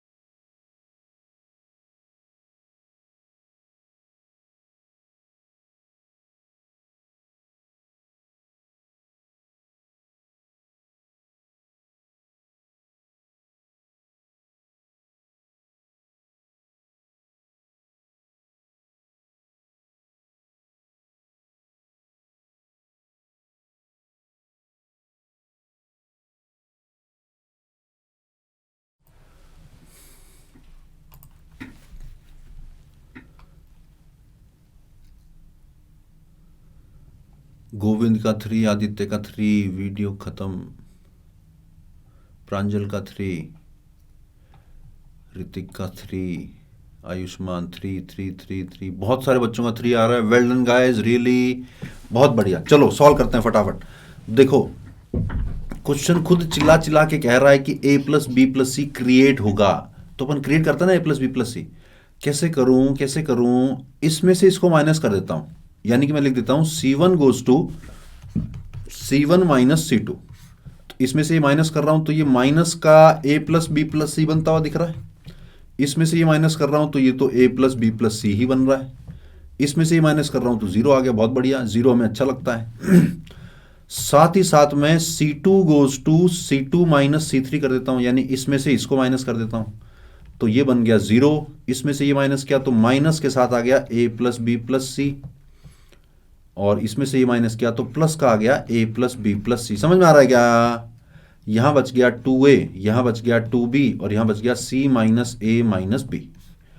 अब बड़ा क्लियरली दिख रहा है कि फर्स्ट कॉलम और सेकंड कॉलम में से कॉमन निकलेगा। क्या कॉमन निकलेगा? a plus B plus C common निकलेगा, तो बन जाएगा a plus B plus C का होल स्क्वायर। पहले में क्या बचा? -1 1 0, दूसरे में बचा 0 -1 1, और लास्ट में बचा 2a 2b और c minus a minus b। तो इस लास्ट वाले डिटरमिनेंट को एक्सपेंड कर लेते हैं। क्या है ये लास्ट वाला? -1 0 2a, -1 0 2a, 1 -1 2b, 1 -1 2b, और क्या है? 0 1 0 1 और c minus a minus b। Expand कर देते हैं, this is equal to -1 into this, यानी कि दिस इंटू दिस किया तो बन गया a plus B minus C minus 2b। ये तो जीरो हो गया, प्लस में 2a के साथ कुछ आ जाएगा, क्या आ जाएगा? 1 आ जाएगा, तो ये बन गया -a minus B minus C plus 2a। यानी कि -a plus B plus C plus 2a यानी कि a plus B plus C. समझ गए? बहुत ही आसान है। इस लास्ट वाले की वैल्यू भी a प्लस बी प्लस सी ही आ रही है, यानी कि पूरा डिटर्मिनेंट एक्चुअल में a plus B plus C का होल क्यूब बन रहा है। इसका मतलब k की वैल्यू आनी चाहिए 3 के बराबर।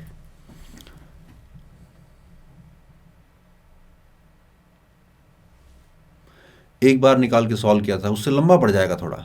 चलो कोई बात नहीं, क्लियर हुआ ये? तो ऑपरेशंस, किसी ने पहले डाउट में पूछा था कि sir R1 goes to k times R1 कर सकते हैं क्या? नहीं, हमेशा ऑपरेशन ऐसा ही करना, R1 goes to R1 plus alpha times R2 plus beta times R3। ये भले ही कुछ भी ले लो, लेकिन R1 गोज टू R1 ये सेम रहना चाहिए, नहीं तो गड़बड़ हो जाएगी। ठीक है, चलो summation and integration of determinants आता है क्या आप लोगों को? देखो, अगर डिटर्मिनेंट में कुछ वेरिएबल दे रखा हो, जैसे आर की टर्म्स में वेरिएबल है लेकिन बाकी दोनों रोज सेम हैं, तो फिर ऐसे बहुत सारे डिटर्मिनेंट्स को ऐड करने पर डायरेक्टली फर्स्ट रो में सिग्मा वाला ऑपरेशन घुसा देना, आंसर आ जाएगा। ध्यान रहे, सेकंड रो और थर्ड रो सेम रहनी चाहिए। सेकंड प्रॉपर्टी कौन सी वाली बेटा? ये वाली। ये तो ऑपरेशन है ना, डिटर्मिनेंट्स के लिए ऑपरेशन। डिटर्मिनेंट्स पे ऑपरेशन लगाते हैं तो कोई भी रो को इस तरह से ट्रांसफॉर्म कर सकते हैं, जैसे मैंने इस वाले क्वेश्चन में किया। C1 goes to C1 minus C2, C1 को एज इट इज रखा मैंने। उसी तरह C2 goes to C2 minus C3, C2 को एज इट इज रखा मैंने।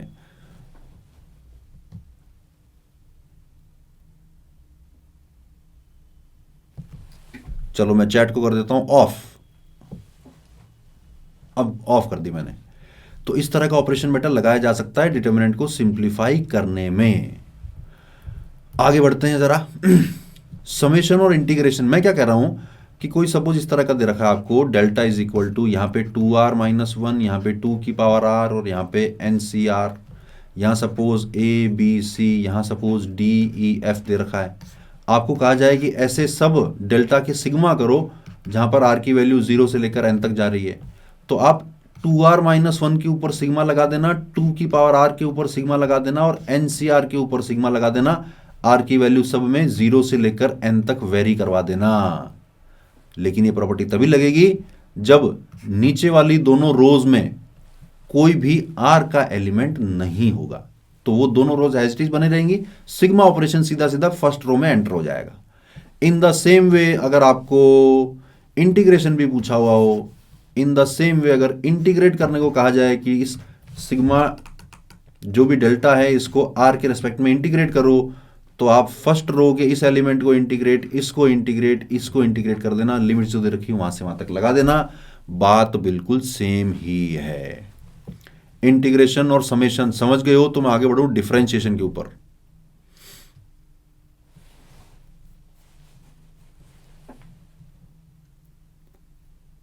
चलो फिर आगे बढ़ते हैं।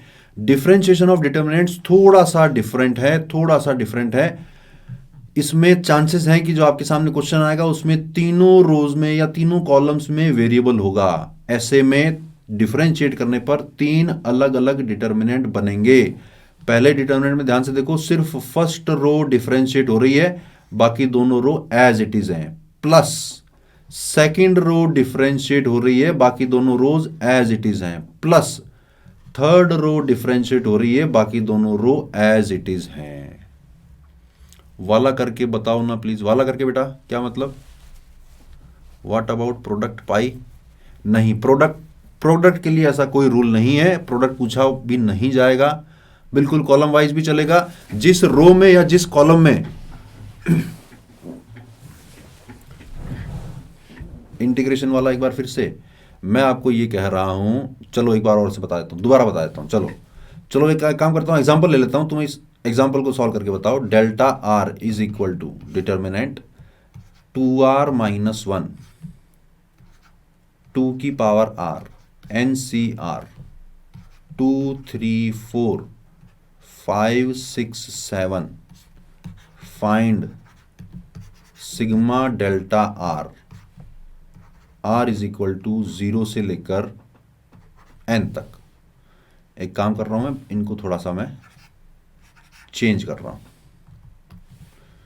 ये 2 की पावर n है, ये वाला 2 की पावर n माइनस 1 है, 2 की पावर n प्लस 1 माइनस 1 है, और ये वाला एक काम करो r इक्वल टू 1 से ले लो, 1 से ले लो, बेहतर रहेगा, ज़्यादा इजी रहेगा। तो इसको 2 की पावर n माइनस 1 लिख रहा हूँ,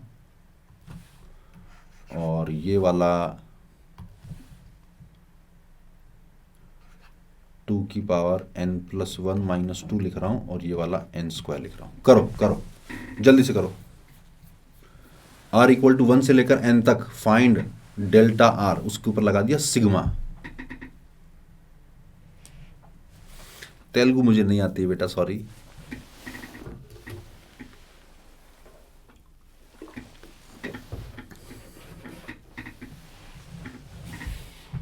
दो रो में आर का फैक्टर आ सकता है। अगर दो रो में आर का फैक्टर आ गया तो फिर आपको पहले डिटर्मिनेंट को एक्सपैंड करना पड़ेगा, फिर सिग्मा लगाना पड़ेगा, डायरेक्टली फिर नहीं हो पाएगा। जे मेंस में आएगा नहीं, वैसे दो रो में आर आ जाए इसमें आएगा नहीं। किसमें कैसे होगा? इतना सारा ब्लैंक छोड़ दिया तुमने, पता नहीं क्या लिखा है यार। पढ़ाई में ध्यान नहीं तुम्हारा यार। हाँ, थर्ड रो चेंज नहीं होगा बिल्कुल, समझ गए? बहुत बढ़िया। तो चलो सॉल्व करते हैं फटाफट से। यहां पे सिग्मा लग जाएगा r इक्वल टू 1 से लेकर n तक, यहां भी सिग्मा लग जाएगा r इक्वल टू 1 से लेकर n तक, और यहां भी सिग्मा लग जाएगा r इक्वल टू 1 से लेकर n तक, क्योंकि ना तो सेकंड रो में कोई r की टर्म है और ना ही थर्ड रो में कोई r की टर्म है। 2r माइनस 1 पे अगर सिग्मा लगाओगे r इक्वल टू 1 से लेकर n तक, ये n स्क्वायर होता है sum of first n odd natural numbers. तो ये वाला पार्ट बन जाएगा n स्क्वायर के बराबर, ये इतना पार्ट बन गया n स्क्वायर के बराबर। ये वाला पार्ट देखो जरा, सिग्मा 2 की पावर r, यानी 2 की पावर 1 प्लस 2 की पावर 2 से लेकर 2 की पावर n, जी भी बन रही है। तो a इंटू आर की power n minus 1 upon r minus 1, यानी कि 2 की पावर n प्लस 1 माइनस 2 आ गया, यानी ये वाला इसके बराबर आ गया और वो वाला इसके बराबर आया। और सिग्मा NCR, तो NC1 plus C2 plus C3 चलते चलते CN, ये होता है 2 की पावर n माइनस 1, यानी ये वाला पार्ट भी 2 की पावर n माइनस 1 के बराबर आ गया। फर्स्ट रो और थर्ड रो सेम आ चुकी है, यानी कि सिग्मा डेल्टा आर अगर आप निकालते तो वैल्यू कितनी आती? 0 आती। किसी का आया था क्या 0? किसी का 0 आया था क्या? आई थिंक मुझे चैट को ऑफ ही रखना पड़ेगा। अगर नहीं समझ में आया तो let me tell you, mains में ऐसा नहीं पूछा जाएगा, आज तक नहीं पूछा गया है, पूछा भी नहीं जाएगा। अगर पूछा जाए तो आपको और कुछ नहीं करना है, आपको सिर्फ ये ध्यान देना है कि कौन सी रो या कौन से कॉलम में आर की टर्म्स आ रही हैं, उसी रो में हर टर्म के ऊपर सिग्मा लगाते जाना, बस। Not important, not important. चलो नहीं समझ में आ रहा तो कोई बात नहीं, घबराओ मत। This part is not important. तुम थोड़ा सा इसके ऊपर फोकस हो गए, इसलिए मैंने दोबारा समझाया। This part is not so important, not so नहीं, मैं नॉट इंपॉर्टेंट, ठीक है, कोई दिक्कत नहीं है। इतना ध्यान रखना बस कि कल को डिटर्मिनेंट के ऊपर सिग्मा लगा हुआ हो तो वो सिग्मा उस रो में लगा देना या उस कॉलम में लगा देना जहां पर आर की टर्म्स आ रही हो, ठीक। बिल्कुल 0 आना था, बिल्कुल सही जवाब। डिफरेंशिएशन में ध्यान रखना कि जब तीनों में अगर वेरिएबल है तो 3 डिटर्मिनेंट बनेंगे। पहली बार में पहली रो डिफरेंशिएट होगी, दूसरी बार में दूसरी रो डिफरेंशिएट होगी, और तीसरी बार में तीसरी रो डिफरेंशिएट होगी। बाकी सब जगह बाकी रो सेम बची रहेंगी। Differentiation is important, summation and integration is not important, but differentiation of determinant is important. ये बात डिफरेंशिएट करना जानते हो या नहीं जानते हो? सिर्फ सेकंड रो में आर रहेगा तो सेकंड रो में सिग्मा लगा देना, सिर्फ थर्ड रो में आर रहा तो सिर्फ थर्ड रो में सिग्मा लगा देना। हाँ बिल्कुल, मेंस में आ रखा है एक बार मेंस में एक बार आ रखा है डिफरेंशिएशन का, लेकिन आसान सा था, बहुत बहुत ज़्यादा सिंपल था, उसमें कुछ था नहीं। इसमें एक काम की बात और बता दूं कि बाई चांस अगर ये वाली दोनों रोज इनमें अगर एक्स नहीं होता, सिर्फ कांस्टेंट होता, तो ये वाला डिटर्मिनेंट भी 0 बन जाता। क्यों? क्योंकि कांस्टेंट का डिफरेंशिएशन बनता है यहां पर 0, यहां पर भी कांस्टेंट का डिफरेंशिएशन बनता 0। तो एक काम की बात है कि कल को अगर डिटर्मिनेंट में सिर्फ एक ही रो में वेरिएबल हो तो डिफरेंशिएट करते टाइम सिर्फ उस रो को डिफरेंशिएट कर देना, बाकी सब एज इट इज छोड़ देना। समझ गए? चलो मैं चैट को ऑफ करता हूं। अब बात आती है क्रेमर्स रूल की, which is the very very very very very very important part of matrix and determinants. 3 equation 3 variable, अगर इनको सॉल्व करना है तो 4 डिटर्मिनेंट बनाने पड़ेंगे। पहला डिटर्मिनेंट कैसे बनता है? पहला डिटर्मिनेंट बनता है इन सब को छोड़ दो और ये सारे ले लो, a1 a2 a3 b1 b2 b3 c1 c2 c3, इसको तो अपन नाम देते हैं d का। फिर बनाते हैं d1, या कभी कभी बुक्स में इसको dx भी लिखा होता है। ये कैसे बनाते हैं? ये d1 d2 d3 को अपन a1 a2 a3 यानी x वाले कोफिशिएंट्स की जगह डालते हैं तो बनता है एक d1 नाम का डिटर्मिनेंट। d2 कैसे बनाते हैं? इस d1 d2 d3 को अपन y वाले कोफिशिएंट्स की जगह डालते हैं तो बनता है d2, या इसको dy भी बोलते हैं। d3 कैसे बनता है? d1 d2 d3 को z वाले कोफिशिएंट्स की जगह डालते हैं तो बनता है d3, या जिसको अपन dz भी कहते हैं। ये 4 डिटर्मिनेंट निकालने के बाद फिर आप d1 upon D, d2 upon D और d3 अपॉन डी कर दो तो x, y और z की वैल्यू आ जाएगी। लेकिन ये कोई नहीं पूछने वाला, सिवाय बोर्ड एग्जाम के। ये जेई में कोई नहीं पूछने वाला कि इनको सॉल्व करके इनकी x, y और z की वैल्यू निकालो, कोई नहीं पूछने वाला। इसलिए आगे की सारी बातें जो कि जेई के लिए इंपॉर्टेंट है, सारी बातें ध्यान से सुनना। बात पूछी जाती है consistency of system of linear equations के ऊपर। किस तरह के सवाल आते हैं? बताओ ये सिस्टम कंसिस्टेंट है। इसका कंसिस्टेंट का मतलब जानते हो क्या? कंसिस्टेंसी का मतलब सॉल्यूशन एग्जिस्ट। अगर सॉल्यूशन एग्जिस्ट कर रहा है तो उसको बोलते हैं सिस्टम इज कंसिस्टेंट, यानी बराबर है। और अगर सॉल्यूशन डज नॉट एग्जिस्ट होता है कि सिस्टम का कोई भी सॉल्यूशन आ ही नहीं रहा है, तो ऐसे सिस्टम को बोलते हैं अपन इनकंसिस्टेंट सिस्टम है। ठीक है? और ये बात तो आप समझते हो कि इन तीनों इक्वेशनों को अगर ध्यान से देखोगे तो एक्चुअल में ये 3 प्लेन्स की इक्वेशन है। 3 वेरिएबल x, y और z अगर लीनियर रिलेशन है तो बेसिकली एक प्लेन को रिप्रेजेंट करता है। अब ये प्लेन अलग अलग कंडीशनों पे अलग अलग तरह से एक दूसरे को इंटरसेक्ट करते हैं, और अगर अलग अलग तरीके से इंटरसेक्ट करते हैं तो अलग अलग टाइप ऑफ सॉल्यूशन निकलते हैं। सबसे पहली बात और सबसे इजीएस्ट वाला पार्ट जो है, अगर क्वेश्चन में सबसे इजीएस्ट पार्ट जो है वो है यूनिक सॉल्यूशन का। क्वेश्चन में अगर यूनिक सॉल्यूशन वर्ड दिख जाए ना, खुश हो जाना कि मुझे कुछ नहीं करना, मुझे d नॉट इक्वल टू 0 करना है बस। होता क्या है, जब d नॉट इक्वल टू 0 होता है तो तीनों प्लेन एक दूसरे को इस तरह से इंटरसेक्ट करते हैं। ये पहला प्लेन, ये दूसरा प्लेन और ये तीसरा प्लेन, और तीनों का सिर्फ एक कॉमन पॉइंट निकल के आता है, ये वाला पॉइंट, यानी कि सिस्टम का यूनिक सॉल्यूशन निकल के आता है। यूनिक सॉल्यूशन सबसे आसान वाला पार्ट है, d not equal to 0, easiest of them all. d not equal to 0 यानी कि यूनिक सॉल्यूशन आएगा। दिखेगा कैसा? वो इस तरह का दिखेगा। ये तीनों प्लेन एक दूसरे को एक ही पॉइंट पे कट कर रहे होंगे। थोड़ी सी खतरनाक चीज, इनफाइनाइट सॉल्यूशंस, थोड़ी सी खतरनाक। इनफाइनाइट सॉल्यूशन में आपको d, d1, d2, d3 सबकी वैल्यू 0 दिख रही होगी, सबकी वैल्यू। ये कंडीशन भी याद रखना, बाद में एक्सप्लेन भी करूंगा कि आपको क्वेश्चन को कैसे इंटरप्रेट करना है। लेकिन समझने की बात यह है कि ये 2 प्लेन अगर सेम हो गए, बनाया मैंने थोड़ा दूर दूर है लेकिन दोनों ग्रीन कलर के, यानी दोनों प्लेन सेम है, यानी दोनों प्लेन कोइंसिडेंट हो गए। 3 इक्वेशन दे रखी है, 3 में से आपने 2 को ध्यान से देखा हुआ, एक्चुअल में सेम इक्वेशन बनी हुई है। आपको बुद्धू बनाया गया है कि पहला प्लेन है x plus Y plus Z equal to 2 और दूसरा प्लेन है 2x plus 2y plus 2z equal to 4। Equation देखने में तो ऐसा लग रहा है कि वो दोनों अलग अलग हैं, लेकिन एक्चुअल में वो दोनों सेम ही है। इसमें से आप 2 कॉमन निकाल दोगे तो पहले वाला प्लेन बन जाएगा। तो 2 प्लेन अगर कोइंसिडेंट हुए तो तीसरा प्लेन जैसे ही काटेगा उनको, उसके काटते ही एक ऐसी लाइन ऑफ इंटरसेक्शन दिखेगी, ये वाली। इस लाइन ऑफ इंटरसेक्शन पे जितने भी पॉइंट है वो तीनों प्लेन को सेटिस्फाई कर रहे हैं, यानी इस लाइन पे जितने भी पॉइंट है वो इन तीनों प्लेन के सॉल्यूशन है। इस लाइन पे है इनफाइनाइट पॉइंट, इसलिए आएंगे इनफाइनाइट सॉल्यूशंस। और या फिर ऐसा भी हो सकता है कि तीनों प्लेन एक दूसरे को एक ही लाइन के अलोंग इंटरसेक्ट कर रहे हो, ऐसे में भी आएंगे इनफाइनाइट सॉल्यूशंस। इस वाले डायग्राम को अगर सामने से देखोगे तो आपको ऐसी 3 कॉन्करेंट लाइनें दिखाई दे रही होंगी।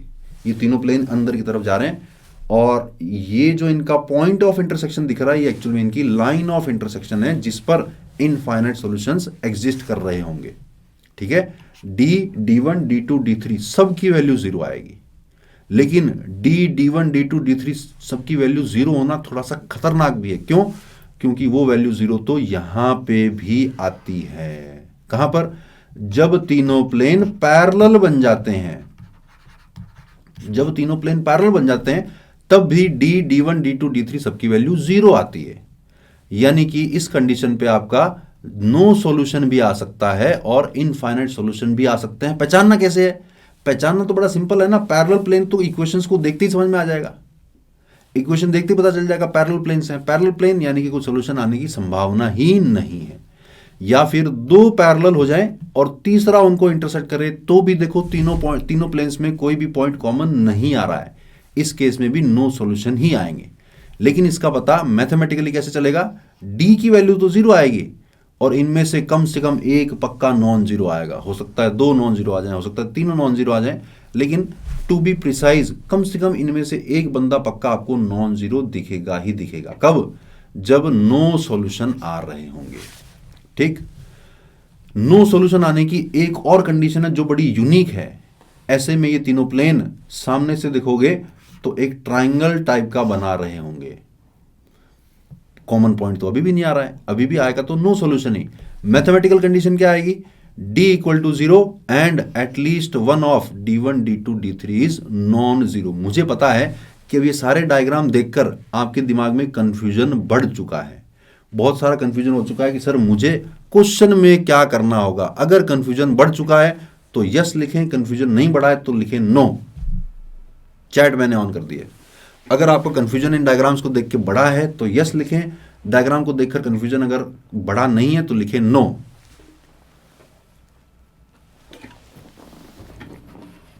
हाँ, yes yes yes yes yes, बढ़ा है, बिल्कुल बढ़ा है। आई नो, मुझे पता है कंफ्यूजन बढ़ा है। दूर करूं सारा कंफ्यूजन दूर करूं एक ही बार में। पॉइंट नंबर 2 रिपीट करना है, ये वाला पॉइंट नंबर 2। ओके, चलो, आधे बच्चों का कंफ्यूजन बढ़ा है, आधे बच्चों का कंफ्यूजन कम हुआ है। मैं चैट को फिर से ऑफ कर रहा हूं। पहले मैं पॉइंट नंबर 2 किसी ने पूछा उसको मैं दोबारा एक्सप्लेन कर रहा हूं, फिर मैं आपके सारे कंफ्यूजन एक ही स्लाइड में दूर कर दूंगा। ठीक, सुनते रहना ध्यान से। इनफाइनाइट सॉल्यूशन कब आ सकते हैं? जब या तो दो प्लेन पैरेलल हो गए और तीसरा उनको कट कर रहा है। तीसरा कट कर रहा है तो ये जो इनकी लाइन ऑफ इंटरसेक्शन है, इसके अलोंग जितने भी पॉइंट हैं वो सारे सॉल्यूशन बन गए ना, क्योंकि वो सारे इन तीनों प्लेन पे लाई कर रहे हैं। तो लाइन ऑफ इंटरसेक्शन पे कितने पॉइंट आएंगे? इनफाइनाइट पॉइंट, यानी सॉल्यूशन आएंगे इनफाइनाइट। या फिर ये तीनों प्लेन एक दूसरे को सेम पॉइंट पर, इस सेकंड वाले डायग्राम को अगर सामने से देखोगे, सामने से देखोगे तो आपको इस तरह के 3 इंटरसेक्टिंग लाइंस दिखाई देंगी। ये लाइंस नहीं, ये प्लेन है, अंदर की तरफ जा रहे हैं। तो इनकी जो ये लाइन ऑफ इंटरसेक्शन है, ये वाली लाइन ऑफ इंटरसेक्शन, उसके अलोंग जितने भी पॉइंट हैं वो सारे के सारे सॉल्यूशन बन जाएंगे, यानी इनफाइनाइट सॉल्यूशन आ जाएंगे। मैथमेटिकली क्या दिखेगा? D1 D2 D3 सबकी वैल्यू 0 दिखेगी। अब मैं आपके सारे कंफ्यूजन दूर करने जा रहा हूं। पहले तो मैंने आपको समझाया कि जो आप आज तक पढ़ते आए हो ये एक्चुअल में दिखते कैसे हैं, क्यों वो 0 सॉल्यूशन होता है, क्यों वो इनफाइनाइट सॉल्यूशन होता है और क्यों वो यूनिक सॉल्यूशन होता है। फिजिकली ज्योमेट्रिकली दिखते कैसे हैं वो प्लेन, वो मैंने दिखाया है आपको। अभी तो सिर्फ एक पिक्चर बनी है आपके दिमाग में। अब क्वेश्चंस को कैसे हैंडल करना है उस पे आते हैं अपन। ठीक, सुनते जाना ध्यान से। क्वेश्चन आएगा कि बताओ इस लैम्डा की वैल्यू बताओ, यूनिक सॉल्यूशन आए, नो सॉल्यूशन आए। सबसे पहला काम क्या करना है? आपको डी निकालना है। If D is not equal to 0 then the system will have unique solution, और ये वाइसा वर्सा भी ट्रू है। यानी क्वेश्चन में अगर पूछा जाए कि यूनिक सॉल्यूशन कब आएगा तो आपको डी नॉट इक्वल टू 0 करना है बस, और कुछ सोचना ही नहीं है। यानी कि यूनिक सॉल्यूशन सबसे इजी वाला पार्ट है। यूनिक सॉल्यूशन यानी डी नॉट इक्वल टू 0। ठीक, अगला पार्ट, अगर डी इक्वल टू 0 आ गया तो खतरा हो सकता है, क्योंकि डी इक्वल टू 0 पे यूनिक सॉल्यूशन भी आ सकता है और इनफाइनाइट सॉल्यूशन भी आ सकते हैं। तो डी अगर 0 बन रहा है तो फर्स्ट चेक फॉर पैरेलल और coincident planes and decide the consistency accordingly. दो प्लेन पैरेलल लिख गए, खत्म हो गई बात, नो सॉल्यूशन आएगा। दो कोइंसिडेंट हो गए, तीसरा उनको कट कर रहा है, इनफाइनाइट सॉल्यूशन आएंगे। समझ रहे हो ना यार, ये तो सिंपल है। दो प्लेन पैरेलल, चलो लाइनें समझ लो, दो पैरेलल लाइन होती है कोई सोल्यूशन नहीं आता। उसी तरह से दो प्लेन अगर पैरेलल हो गए तो कोई भी सोल्यूशन नहीं आएगा। लेकिन दो प्लेन कोइंसिडेंट यानी दो प्लेन सेम ही बन गए, तीसरा उनको कट कर गया, तो आ जाएंगे इनफाइनाइट सॉल्यूशन। यानी कि d इक्वल टू 0 होने पर इनफाइनाइट सॉल्यूशन भी आ सकते हैं और नो सॉल्यूशन भी आ सकते हैं। चेक कैसे होगा? इक्वेशंस को देखना, अगर प्लेन पैरेलल है तो आपको इक्वेशंस में पता चल जाएगा कि प्लेन पैरेलल बन रहे हैं या कोइंसिडेंट बन रहे हैं। तीसरी काम की बात, d 0 आ रहा है लेकिन d1 d2 d3 में से कोई एक आधा नॉन जीरो आ गया, खत्म हो गई बात, system will have no solution. d 0 आया, d1 d2 d3 में से कोई ना कोई एक आधा भाई नॉन जीरो आ गया, नो सॉल्यूशन। क्लियर? और अगर सारे के सारे जीरो आ गए, सारे के सारे जीरो आ गए तो इनफाइनाइट सॉल्यूशन आएंगे। लेकिन पैरेलल प्लेन नहीं होने चाहिए, यहां पर ये खतरा नहीं हुआ। क्यों? क्योंकि आप पैरेलल और कोइंसिडेंट प्लेन को पहले ही चेक कर चुके हो। अभी भी नहीं आया समझ में? चलो एक बार और रिपीट कर रहा हूं, मैं एक बार और रिपीट कर रहा हूं, सुनना ध्यान से। बड़ा काम का कॉन्सेप्ट है ये, क्योंकि इसी के ऊपर मोस्टली क्वेश्चन आता है। दोबारा सुनना ध्यान से। अगर d नॉट इक्वल टू 0 है तो यूनिक सॉल्यूशन। क्वेश्चन में पूछा जाए कि बताओ लैम्डा की वैल्यू, यूनिक सॉल्यूशन आए, d नॉट इक्वल टू 0 करना, लैम्डा की वैल्यू आ जाएगी। दूसरा पार्ट, अगर d इक्वल टू 0 होता है, क्वेश्चन में अगर आपसे पूछा जाए कि लैम्डा की वैल्यू बताओ सच दैट यूनिक, लैम्डा की वैल्यू बताओ सच दैट इनफाइनाइट सॉल्यूशन आए, लैम्डा की वैल्यू बताओ सच दैट नो सॉल्यूशन आए, दोनों केस में d 0 होता है। दोनों केस में अगर d 0 होता है तो आप जैसे ही d को 0 करोगे, सपोज लैम्डा की कुछ वैल्यू आ गई, इस वैल्यू पे चेक कर लेना कि कहीं पैरेलल प्लेन तो नहीं बन रहे, चेक कर लेना कहीं कोइंसिडेंट प्लेन तो नहीं बन रहे। तीसरी बात, d इक्वल टू 0 हो जाए और तीनों में से कम एक आधा नॉन जीरो हो तो आएगा नो सॉल्यूशन। चौथी बात, सारे के सारे जीरो हो गए तो आएंगे इनफाइनाइट सॉल्यूशन। लेकिन ध्यान रहे पैरेलल प्लेन एग्जिस्ट नहीं करने चाहिए। अब ये पूरी कहानी मैं कितनी भी बार रिपीट कर दूं, आपके दिमाग में बैठेगी नहीं जब तक आप क्वेश्चंस को सॉल्व नहीं करोगे। इसलिए अपन जंप करते हैं क्वेश्चंस के ऊपर। क्वेश्चन आपके सामने, if the system of equation has a unique solution. Unique solution का मतलब d should not be equal to 0। कर दो फटाफट से कर दो। d should not be equal to 0। मैं हर टाइप का एक एग्जांपल लूंगा ताकि आपको सारी चीजें एक ही बार में क्लियर हो जाएं। यूनिक सॉल्यूशन यानी d नॉट इक्वल टू 0।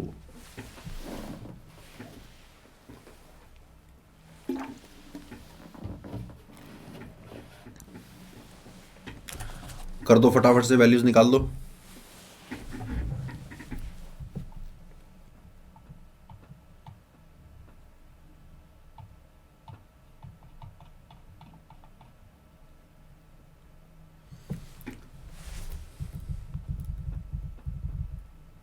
ये होता है बेटा डी, ये रहा, इन सारे कोफिशिएंट से बना हुआ डिटर्मिनेंट होता है डी। d1 कैसे लिखते हैं? इन कोफिशिएंट्स की जगह अगर आप d1 d2 d3 को डाल दोगे तो बन जाएगा d1। y वालों की जगह अगर d1 d2 d3 डाल दोगे तो बन जाएगा d2। k not equal to 0, not equal to 6, -6, Srishti का 6, k नॉट -2। ये क्वेश्चन गलत करना नहीं बनता है भाइयों यार, ये क्वेश्चन गलत करना नहीं बनता है यार। easiest of the questions has a unique solution, find the value of k।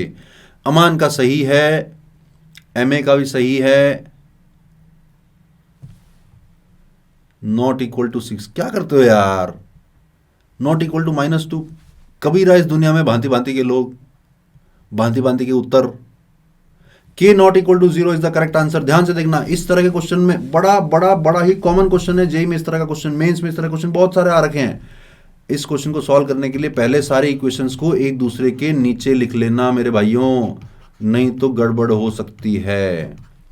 Is equal to 3 और 3x plus 2y plus kz is equal to 4। Check कर लो, x plus Y plus Z equal to 2, 2x plus Y minus Z equal to 3, 3x plus 2y plus kz। हमें करना है d not equal to 0। d should not be equal to 0। तो d बनाया तो पहले ये सारे 1 2 3 फिर ये वाला 1 1 2 1 1 2, फिर ये वाला 1 -1 के 1 -1 के। सिंप्लीफाई करते हैं, 1 के साथ क्या आ रहा है, k + 2 आ रहा है, फिर -1 के साथ क्या आ रहा है, 2k + 3 आ रहा है, फिर +1 के साथ क्या आ रहा है, 4 - 3 आ रहा है। This should not be equal to 0, तो बना k + 2 -2k -3 +1 not equal to 0। तो 2k प्लस की तो बन गया -k और बाकी सब तो 0 हो गया। -k नॉट इक्वल टू 0 यानी k should not be equal to 0। खत्म बात, खत्म खत्म खत्म। k नॉट इक्वल टू 0 यानी k की वैल्यू 0 के अलावा कुछ भी ले लो आप, इस सिस्टम का यूनिक सॉल्यूशन आ जाएगा। बता दूंगा, सारी बातें बता दूंगा यार, तुम मेरे साथ बने रहो बस। अगला क्वेश्चन, ये क्वेश्चन करना है आपको होमवर्क में। क्यों? क्योंकि इसमें यूनिक सॉल्यूशन, नो सॉल्यूशन और इनफाइनाइट सॉल्यूशन सारे पार्ट दे दिए हैं, और वेरिएबल भी मैंने 2 रख दिए हैं, लैम्डा और म्यू, 2 वेरिएबल डाल दिए हैं। तीनों पार्ट, यूनिक सॉल्यूशन कब आएगा, नो सॉल्यूशन कब आएगा, इनफाइनाइट सॉल्यूशन कब आएगा, इसको करना है होमवर्क में। सोच समझ के ध्यान से जो बातें मैंने बताई है वही अप्लाई होंगी। क्वेश्चन नंबर 8 अभी से करो फटाफट से, ये जेईई मेंस 2010 का क्वेश्चन है। सिस्टम ऑफ इक्वेशन दे रखा है आपको, आपको बताना है कि सिस्टम में 0 सॉल्यूशन आएगा या नो सॉल्यूशन आएगा या इनफाइनाइट या यूनिक। जल्दी से जल्दी से जल्दी से comment on the consistency of the system. JEE mains में इस तरह का क्वेश्चन आ रखा है, इनफैक्ट यही वाला क्वेश्चन है जेईई मेंस 2010 का। जल्दी जल्दी करो।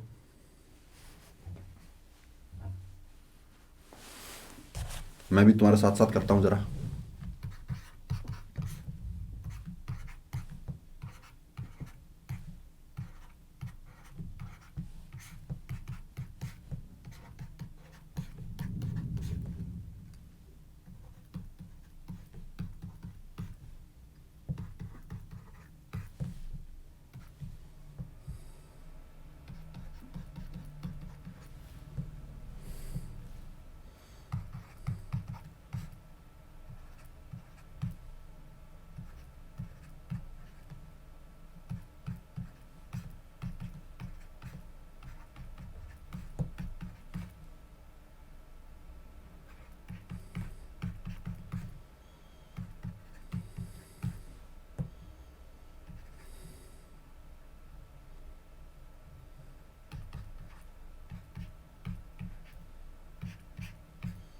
खत्म हो गई बात, खत्म हो गई, खत्म हो गई, खत्म हो गई, खत्म हो गई। अरे मेरे राजा, इनफाइनाइट सॉल्यूशन नहीं है मेरे भाइयों, इनफाइनाइट सॉल्यूशन नहीं है यार।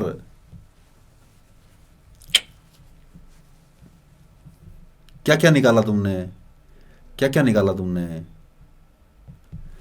No solution is the correct answer. देखो डी निकाला, सबका 0 आया क्या? डी की वैल्यू 0 आई थी क्या सबकी? हाँ, जवाहर ने सही निकाला, मोइन ने सही निकाला, बाकी सबका गड़बड़ है। इनफाइनाइट सॉल्यूशन वाले सारे गड़बड़ हैं। ये कंसिस्टेंट यूनिक सॉल्यूशन गड़बड़, गलत गलत गलत गलत गलत गलत गलत गलत, सबका गलत। सृष्टि का सही है। देखो यार, डी 0 आया तो डी को 0 आते ही खतरा होता है कि या तो इनफाइनाइट सॉल्यूशन आएंगे या नो सॉल्यूशन आएंगे। तो क्या करो, फटाफट से D1 निकाल लो। D1 की वैल्यू आ गई नॉन जीरो। डी अगर 0 आया है और D1 नॉन जीरो आया है तो no solution, system is inconsistent. क्या करते हो यार? डी को 0 आया तो तुरंत तुम्हें निकालना चाहिए। हाँ, बहुत सही, तुषार का सही, सचिन का सही, शिवानी का सही, बहुत सारे बच्चों का सही। समझ में आया ना? एक और क्वेश्चन करते हैं फटाफट से। एक और क्वेश्चन अपन होमोजीनस के ऊपर करेंगे। अब जो बच्चा डाउट पूछ रहा था कि सर ट्रिवियल नॉन ट्रिवियल क्या होता है, वो ध्यान से सुनना, मैं चैट को कर रहा हूं ऑफ। पिछले क्वेश्चन का आंसर आएगा no solution. Homogeneous system of equation की खास बात देखो, इन सब में कांस्टेंट 0 है। सब में सिर्फ XYZ और XYZ की टर्म्स हैं। ऐसी इक्वेशंस को बोलते हैं होमोजीनियस इक्वेशंस। इन तीनों इक्वेशन में अगर आप x = 0, y = 0 और z = 0 डाल के देखो फटाफट, सेटिस्फाई हो रहा है ना? सब में 0 = 0 आ रहा है, यानी सिस्टम का सॉल्यूशन तो आ ही गया ना। यानी सिस्टम इज ऑलवेज कंसिस्टेंट। कौन सा system? Homogeneous system. Homogeneous system कौन सा होता है? जिसमें ये सारी वैल्यू 0 होती है। होमोजीनियस सिस्टम अगर आया तो दैट इज ऑलवेज कंसिस्टेंट, क्योंकि 0,0,0 तो एक सॉल्यूशन आ ही रहा है, यानी इनकंसिस्टेंट नहीं होगा। Above system of equation is called homogeneous system of equation homogeneous system is always consistent because 0, 0, 0 is always a solution to this system. ठीक, सॉल्यूशन तो आएगा, यानी इसमें इनकंसिस्टेंसी वाली कोई बात नहीं है. जब तीनों वेरिएबल की वैल्यू 0 आती है, ऐसे सॉल्यूशन को कहा जाता है ट्रिवियल सॉल्यूशन. जब तीनों वेरिएबल की वैल्यू 0 आ रही हो, ऐसे सॉल्यूशन को कहा जाता है ट्रिवियल सॉल्यूशन. x की वैल्यू भी 0, y की वैल्यू भी 0 और z की वैल्यू भी 0. Such solution is called trivial solution. जो एक डाउट था बच्चे का वो क्लियर हो गया होगा कि ट्रिवियल सॉल्यूशन क्या होता है. अगली बात, अब देखो ये सिस्टम कंसिस्टेंट तो है, इसका सॉल्यूशन तो हमेशा ही आ रहा है. अब ये 0, 0, 0 अगर एक ही सॉल्यूशन आ रहा होगा तो ये यूनिक सॉल्यूशन कहलाएगा. अगर इससे ज्यादा सॉल्यूशन आ रहे होंगे तो इनफाइनाइट सॉल्यूशन आ रहे होंगे. याद करो, किसी भी सिस्टम में इनफाइनाइट सॉल्यूशन आने की पहली कंडीशन होती है कि डी को 0 होना पड़ता है. किसी भी सिस्टम में इनफाइनाइट सॉल्यूशन आने की पहली कंडीशन होती है कि डी को 0 होना पड़ता है. तो for homogeneous system of equation to have non trivial और infinite solution, D must be 0. इतनी बात को तुम अगर दिमाग में बिठा लोगे और तुम्हारी अगर किस्मत थोड़ी सी ठीक हुई तो फ्री के 4 मार्क्स तुम्हें जेईई मेंस में मिल जाएंगे. फ्री के 4 मार्क्स. क्या फ्री के 4 मार्क्स? क्वेश्चन ऐसा आ सकता है कि if the system has non trivial solution, if the system has infinite solution, या ऐसा भी लिखा हो सकता है कि if the system has non zero solutions, यानी कि 0 के अलावा भी सॉल्यूशन आने चाहिए. इनफाइनाइट का भी वही मतलब कि 0 के अलावा भी सॉल्यूशन आने चाहिए. नॉन ट्रिवियल का भी वही मतलब कि 0 के अलावा भी सॉल्यूशन आने चाहिए. तो वो कब आएंगे? उसको करने का एकमात्र तरीका कि डी को इक्वल टू 0 कर देना, बस. और कुछ सोचना ही नहीं है. जैसे कि ये वाला क्वेश्चन देखो, लैंग्वेज पढ़ो, सॉल्व करो, सेम बात है कि नहीं है. Suppose that there are real numbers X Y Z not all 0, यानी सबकी वैल्यू अगर एक साथ 0 नहीं है, इसका मतलब नॉन ट्रिवियल सॉल्यूशन भी आ रहे होंगे. इसका मतलब ये निकल रहा है कि नॉन ट्रिवियल सॉल्यूशन भी आ रहे होंगे. नॉन ट्रिवियल सॉल्यूशन अगर आ रहे होंगे, इसका मतलब आपको सिर्फ और सिर्फ डी को इक्वल टू 0 करना है, आपका आंसर आ जाएगा. Rank of a matrix syllabus में नहीं है बेटा. तुम क्यों इधर उधर की बातें करते हो यार? रामायण चल रही है, तुम पूछ रहे हो सर कृष्ण जी की कहानी कहां गई, कंस को कब मारा उन्होंने? कोई नहीं पूछने वाला तुम्हें रैंक ऑफ ए मैट्रिक्स. जो काम की बातें उस पर ध्यान दे लो, बहुत मजा आएगा. जो काम की बातें नहीं है उन पे ध्यान दोगे तो भी बहुत मजा आएगा, लेकिन फायदा कुछ नहीं होगा. मजा आता रहेगा, बस सिलेक्शन ना होगा. निकालो फटाफट से. बहुत ही इजी सवाल है, बहुत ही इजी सवाल है.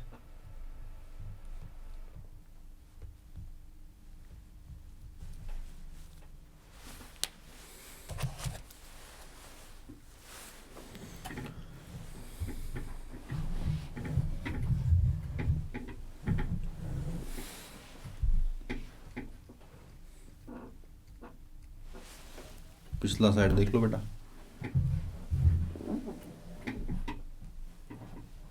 देख लिया? चलो.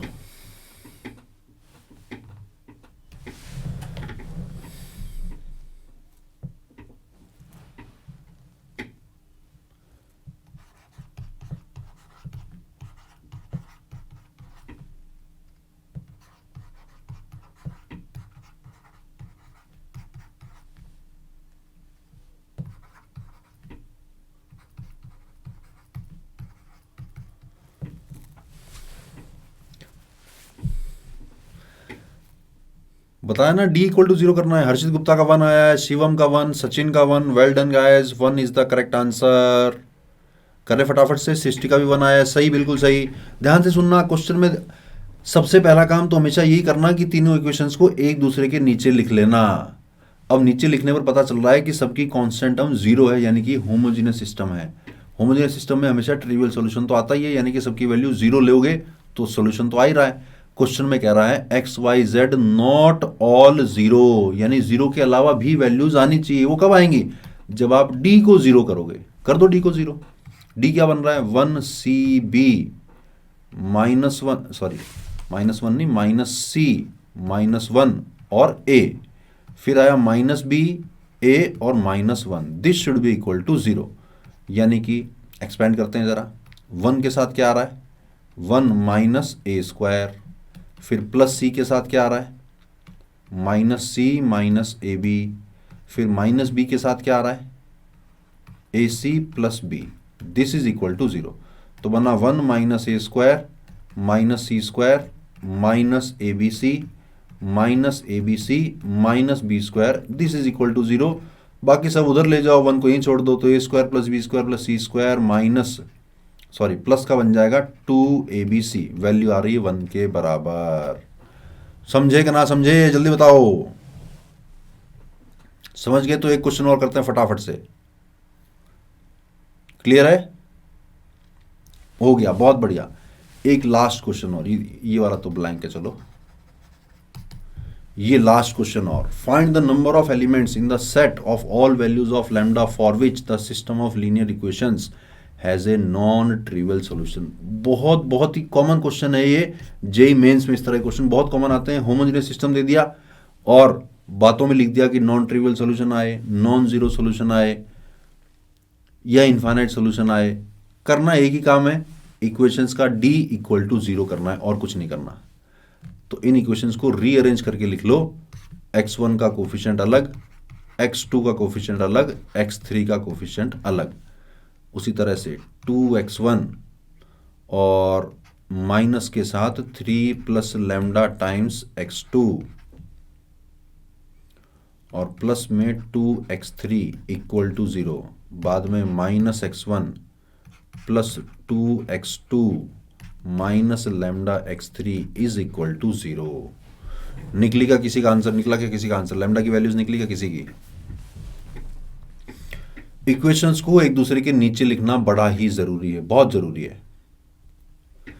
अब इसका अपन कर देते हैं d इक्वल टू 0। तो d क्या बन रहा है, 2 माइनस लैम्डा, करते जाओ तुम भी करते जाओ।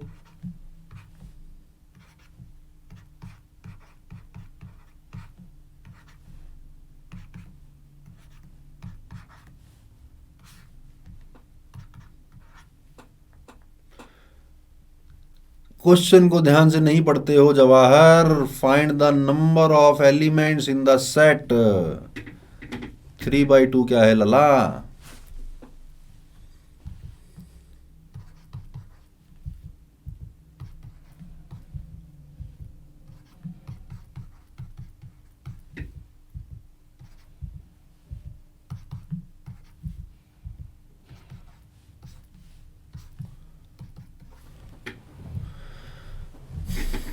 टाइम हो रहा है, जल्दी करो, टाइम खत्म हो रहा है।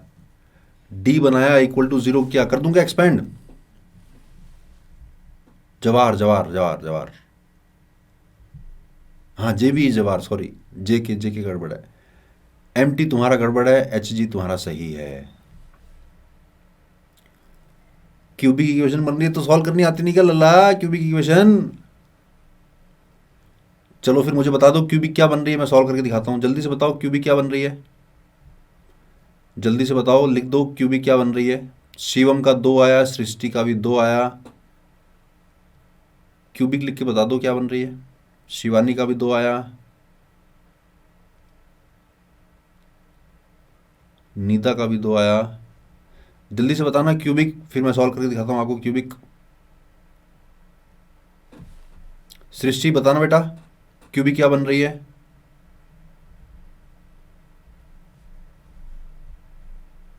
क्यूबिक क्या बन रही है, lambda equal to 1, lambda cube plus lambda square minus 5 lambda, lambda cube plus lambda square minus 5 lambda is equal to 12। गड़बड़ लग रही है तो यार, नहीं ये वाली तो नहीं आएगी। 3 lambda square plus 3 lambda plus 3, ये भी गड़बड़ लग रही है मुझे ही एक्सपेंड करना पड़ेगा मुझे लग रहा है। सृष्टि तुम बताओ बेटा, लैम्डा में क्यूबिक क्या आ रही है। जिनका सॉल्व नहीं हो रहा उनको मैं फिर क्यूबिक को सॉल्व करके दिखाता हूं।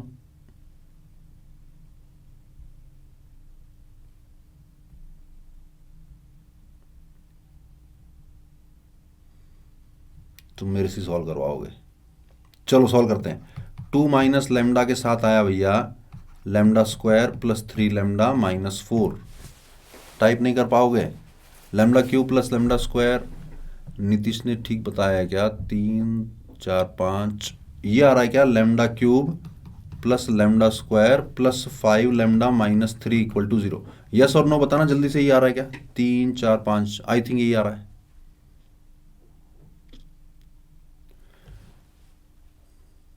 लैम्डा क्यूब माइनस, क्या करते हो यार, बिल्कुल नकारा बच्चे हो, क्या करते हो ऐसे। फिर प्लस 2 के साथ क्या आ रहा है भैया, माइनस 2 लैम्डा प्लस 2। फिर प्लस 1 के साथ क्या आ रहा है, 4 minus lambda minus 3 is equal to 0। तो 2 माइनस लैम्डा, ये बन गया 2 lambda square plus 6 lambda minus 8 minus lambda cube minus 3 lambda square plus 4 lambda minus 4 lambda plus 4 plus 1 minus lambda is equal to 0। तो माइनस का lambda cube 2 lambda square minus lambda square minus का lambda square 6 lambda 10 lambda 10 minus 4 6 plus plus का 5 lambda minus 8, तो ये बना minus 4 plus 1 यानी कि minus 3 is equal to 0। तो इक्वेशन आ रही है lambda cube plus lambda square minus 5 lambda plus 3 is equal to 0।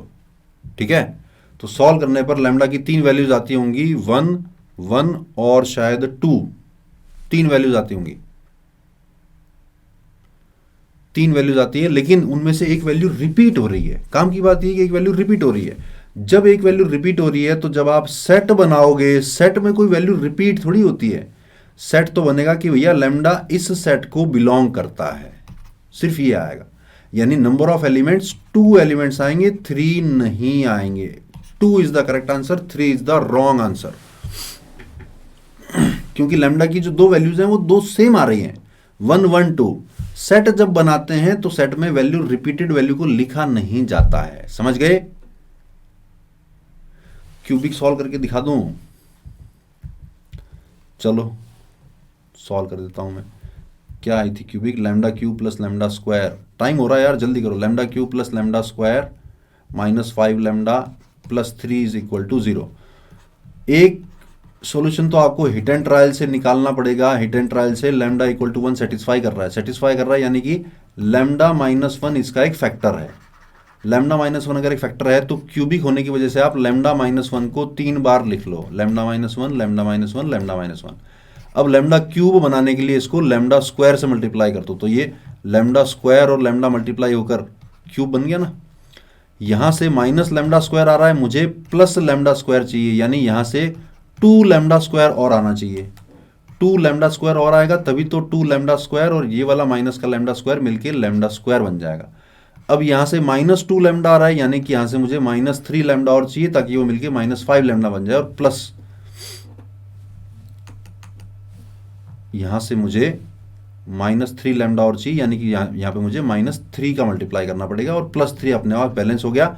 Lambda minus 1 common निकला, बचा lambda square plus 2 lambda minus 3 is equal to 0, यानी कि लैम्डा माइनस 1 इसके फैक्टर हो रहे हैं lambda plus 3 into lambda minus 1 आ रहा है क्या, प्लस 3 लैम्डा, सही तो है। ठीक है, तो लैम्डा की वैल्यू आ रही है 1 माइनस 3, ये 2 नहीं आएगी, ये वाली वैल्यू आएगी माइनस 3 के बराबर। दिखने में तो लैम्डा की 3 वैल्यूज आ रही हैं, लेकिन सेट जब बनाओगे तो 2 ही वैल्यूज लिखी जाएंगी, इसलिए there are only 2 elements in this set. और कोई मेथड नहीं है हिट एंड ट्रायल के अलावा, और कोई भी मेथड नहीं है बेटा, और कोई भी मेथड नहीं है।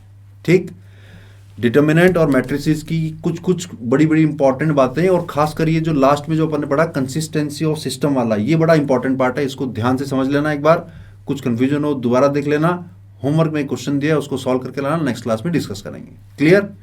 चलो थोड़ा लंबा हो गया आज, लेकिन कैलकुलेशन मिस्टेक आप लोग बहुत करते हो, ध्यान से करने की जरूरत है। जल्दीबाजी मत किया करो, सिली मिस्टेक मत किया करो। अगर सिली मिस्टेक को अवॉइड कर लोगे तो बहुत ज्यादा नंबर बढ़ जाएंगे आपके। ठीक, चलो आज के लिए इतना ही। Thank you all. Thank you very much. Bye bye. Good night. See you next time.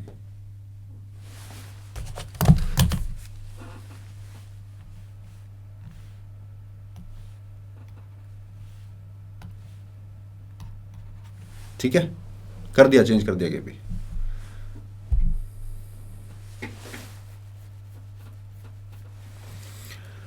Okay, thank you all. बंद करना पड़ेगा, काफी टाइम ऊपर हो गया है आज अपना। Thank you all, bye bye, see you next time, good night, bye bye. Next class कल है बेटा, इनवर्स ट्रिग्नोमेट्रिक फंक्शंस की। इनवर्स ट्रिग्नोमेट्रिक फंक्शंस की क्लास होगी कल। Okay, bye bye, thank you. For detailed videos, daily practice problems and live chat, visit academy.amazon.in or download the app.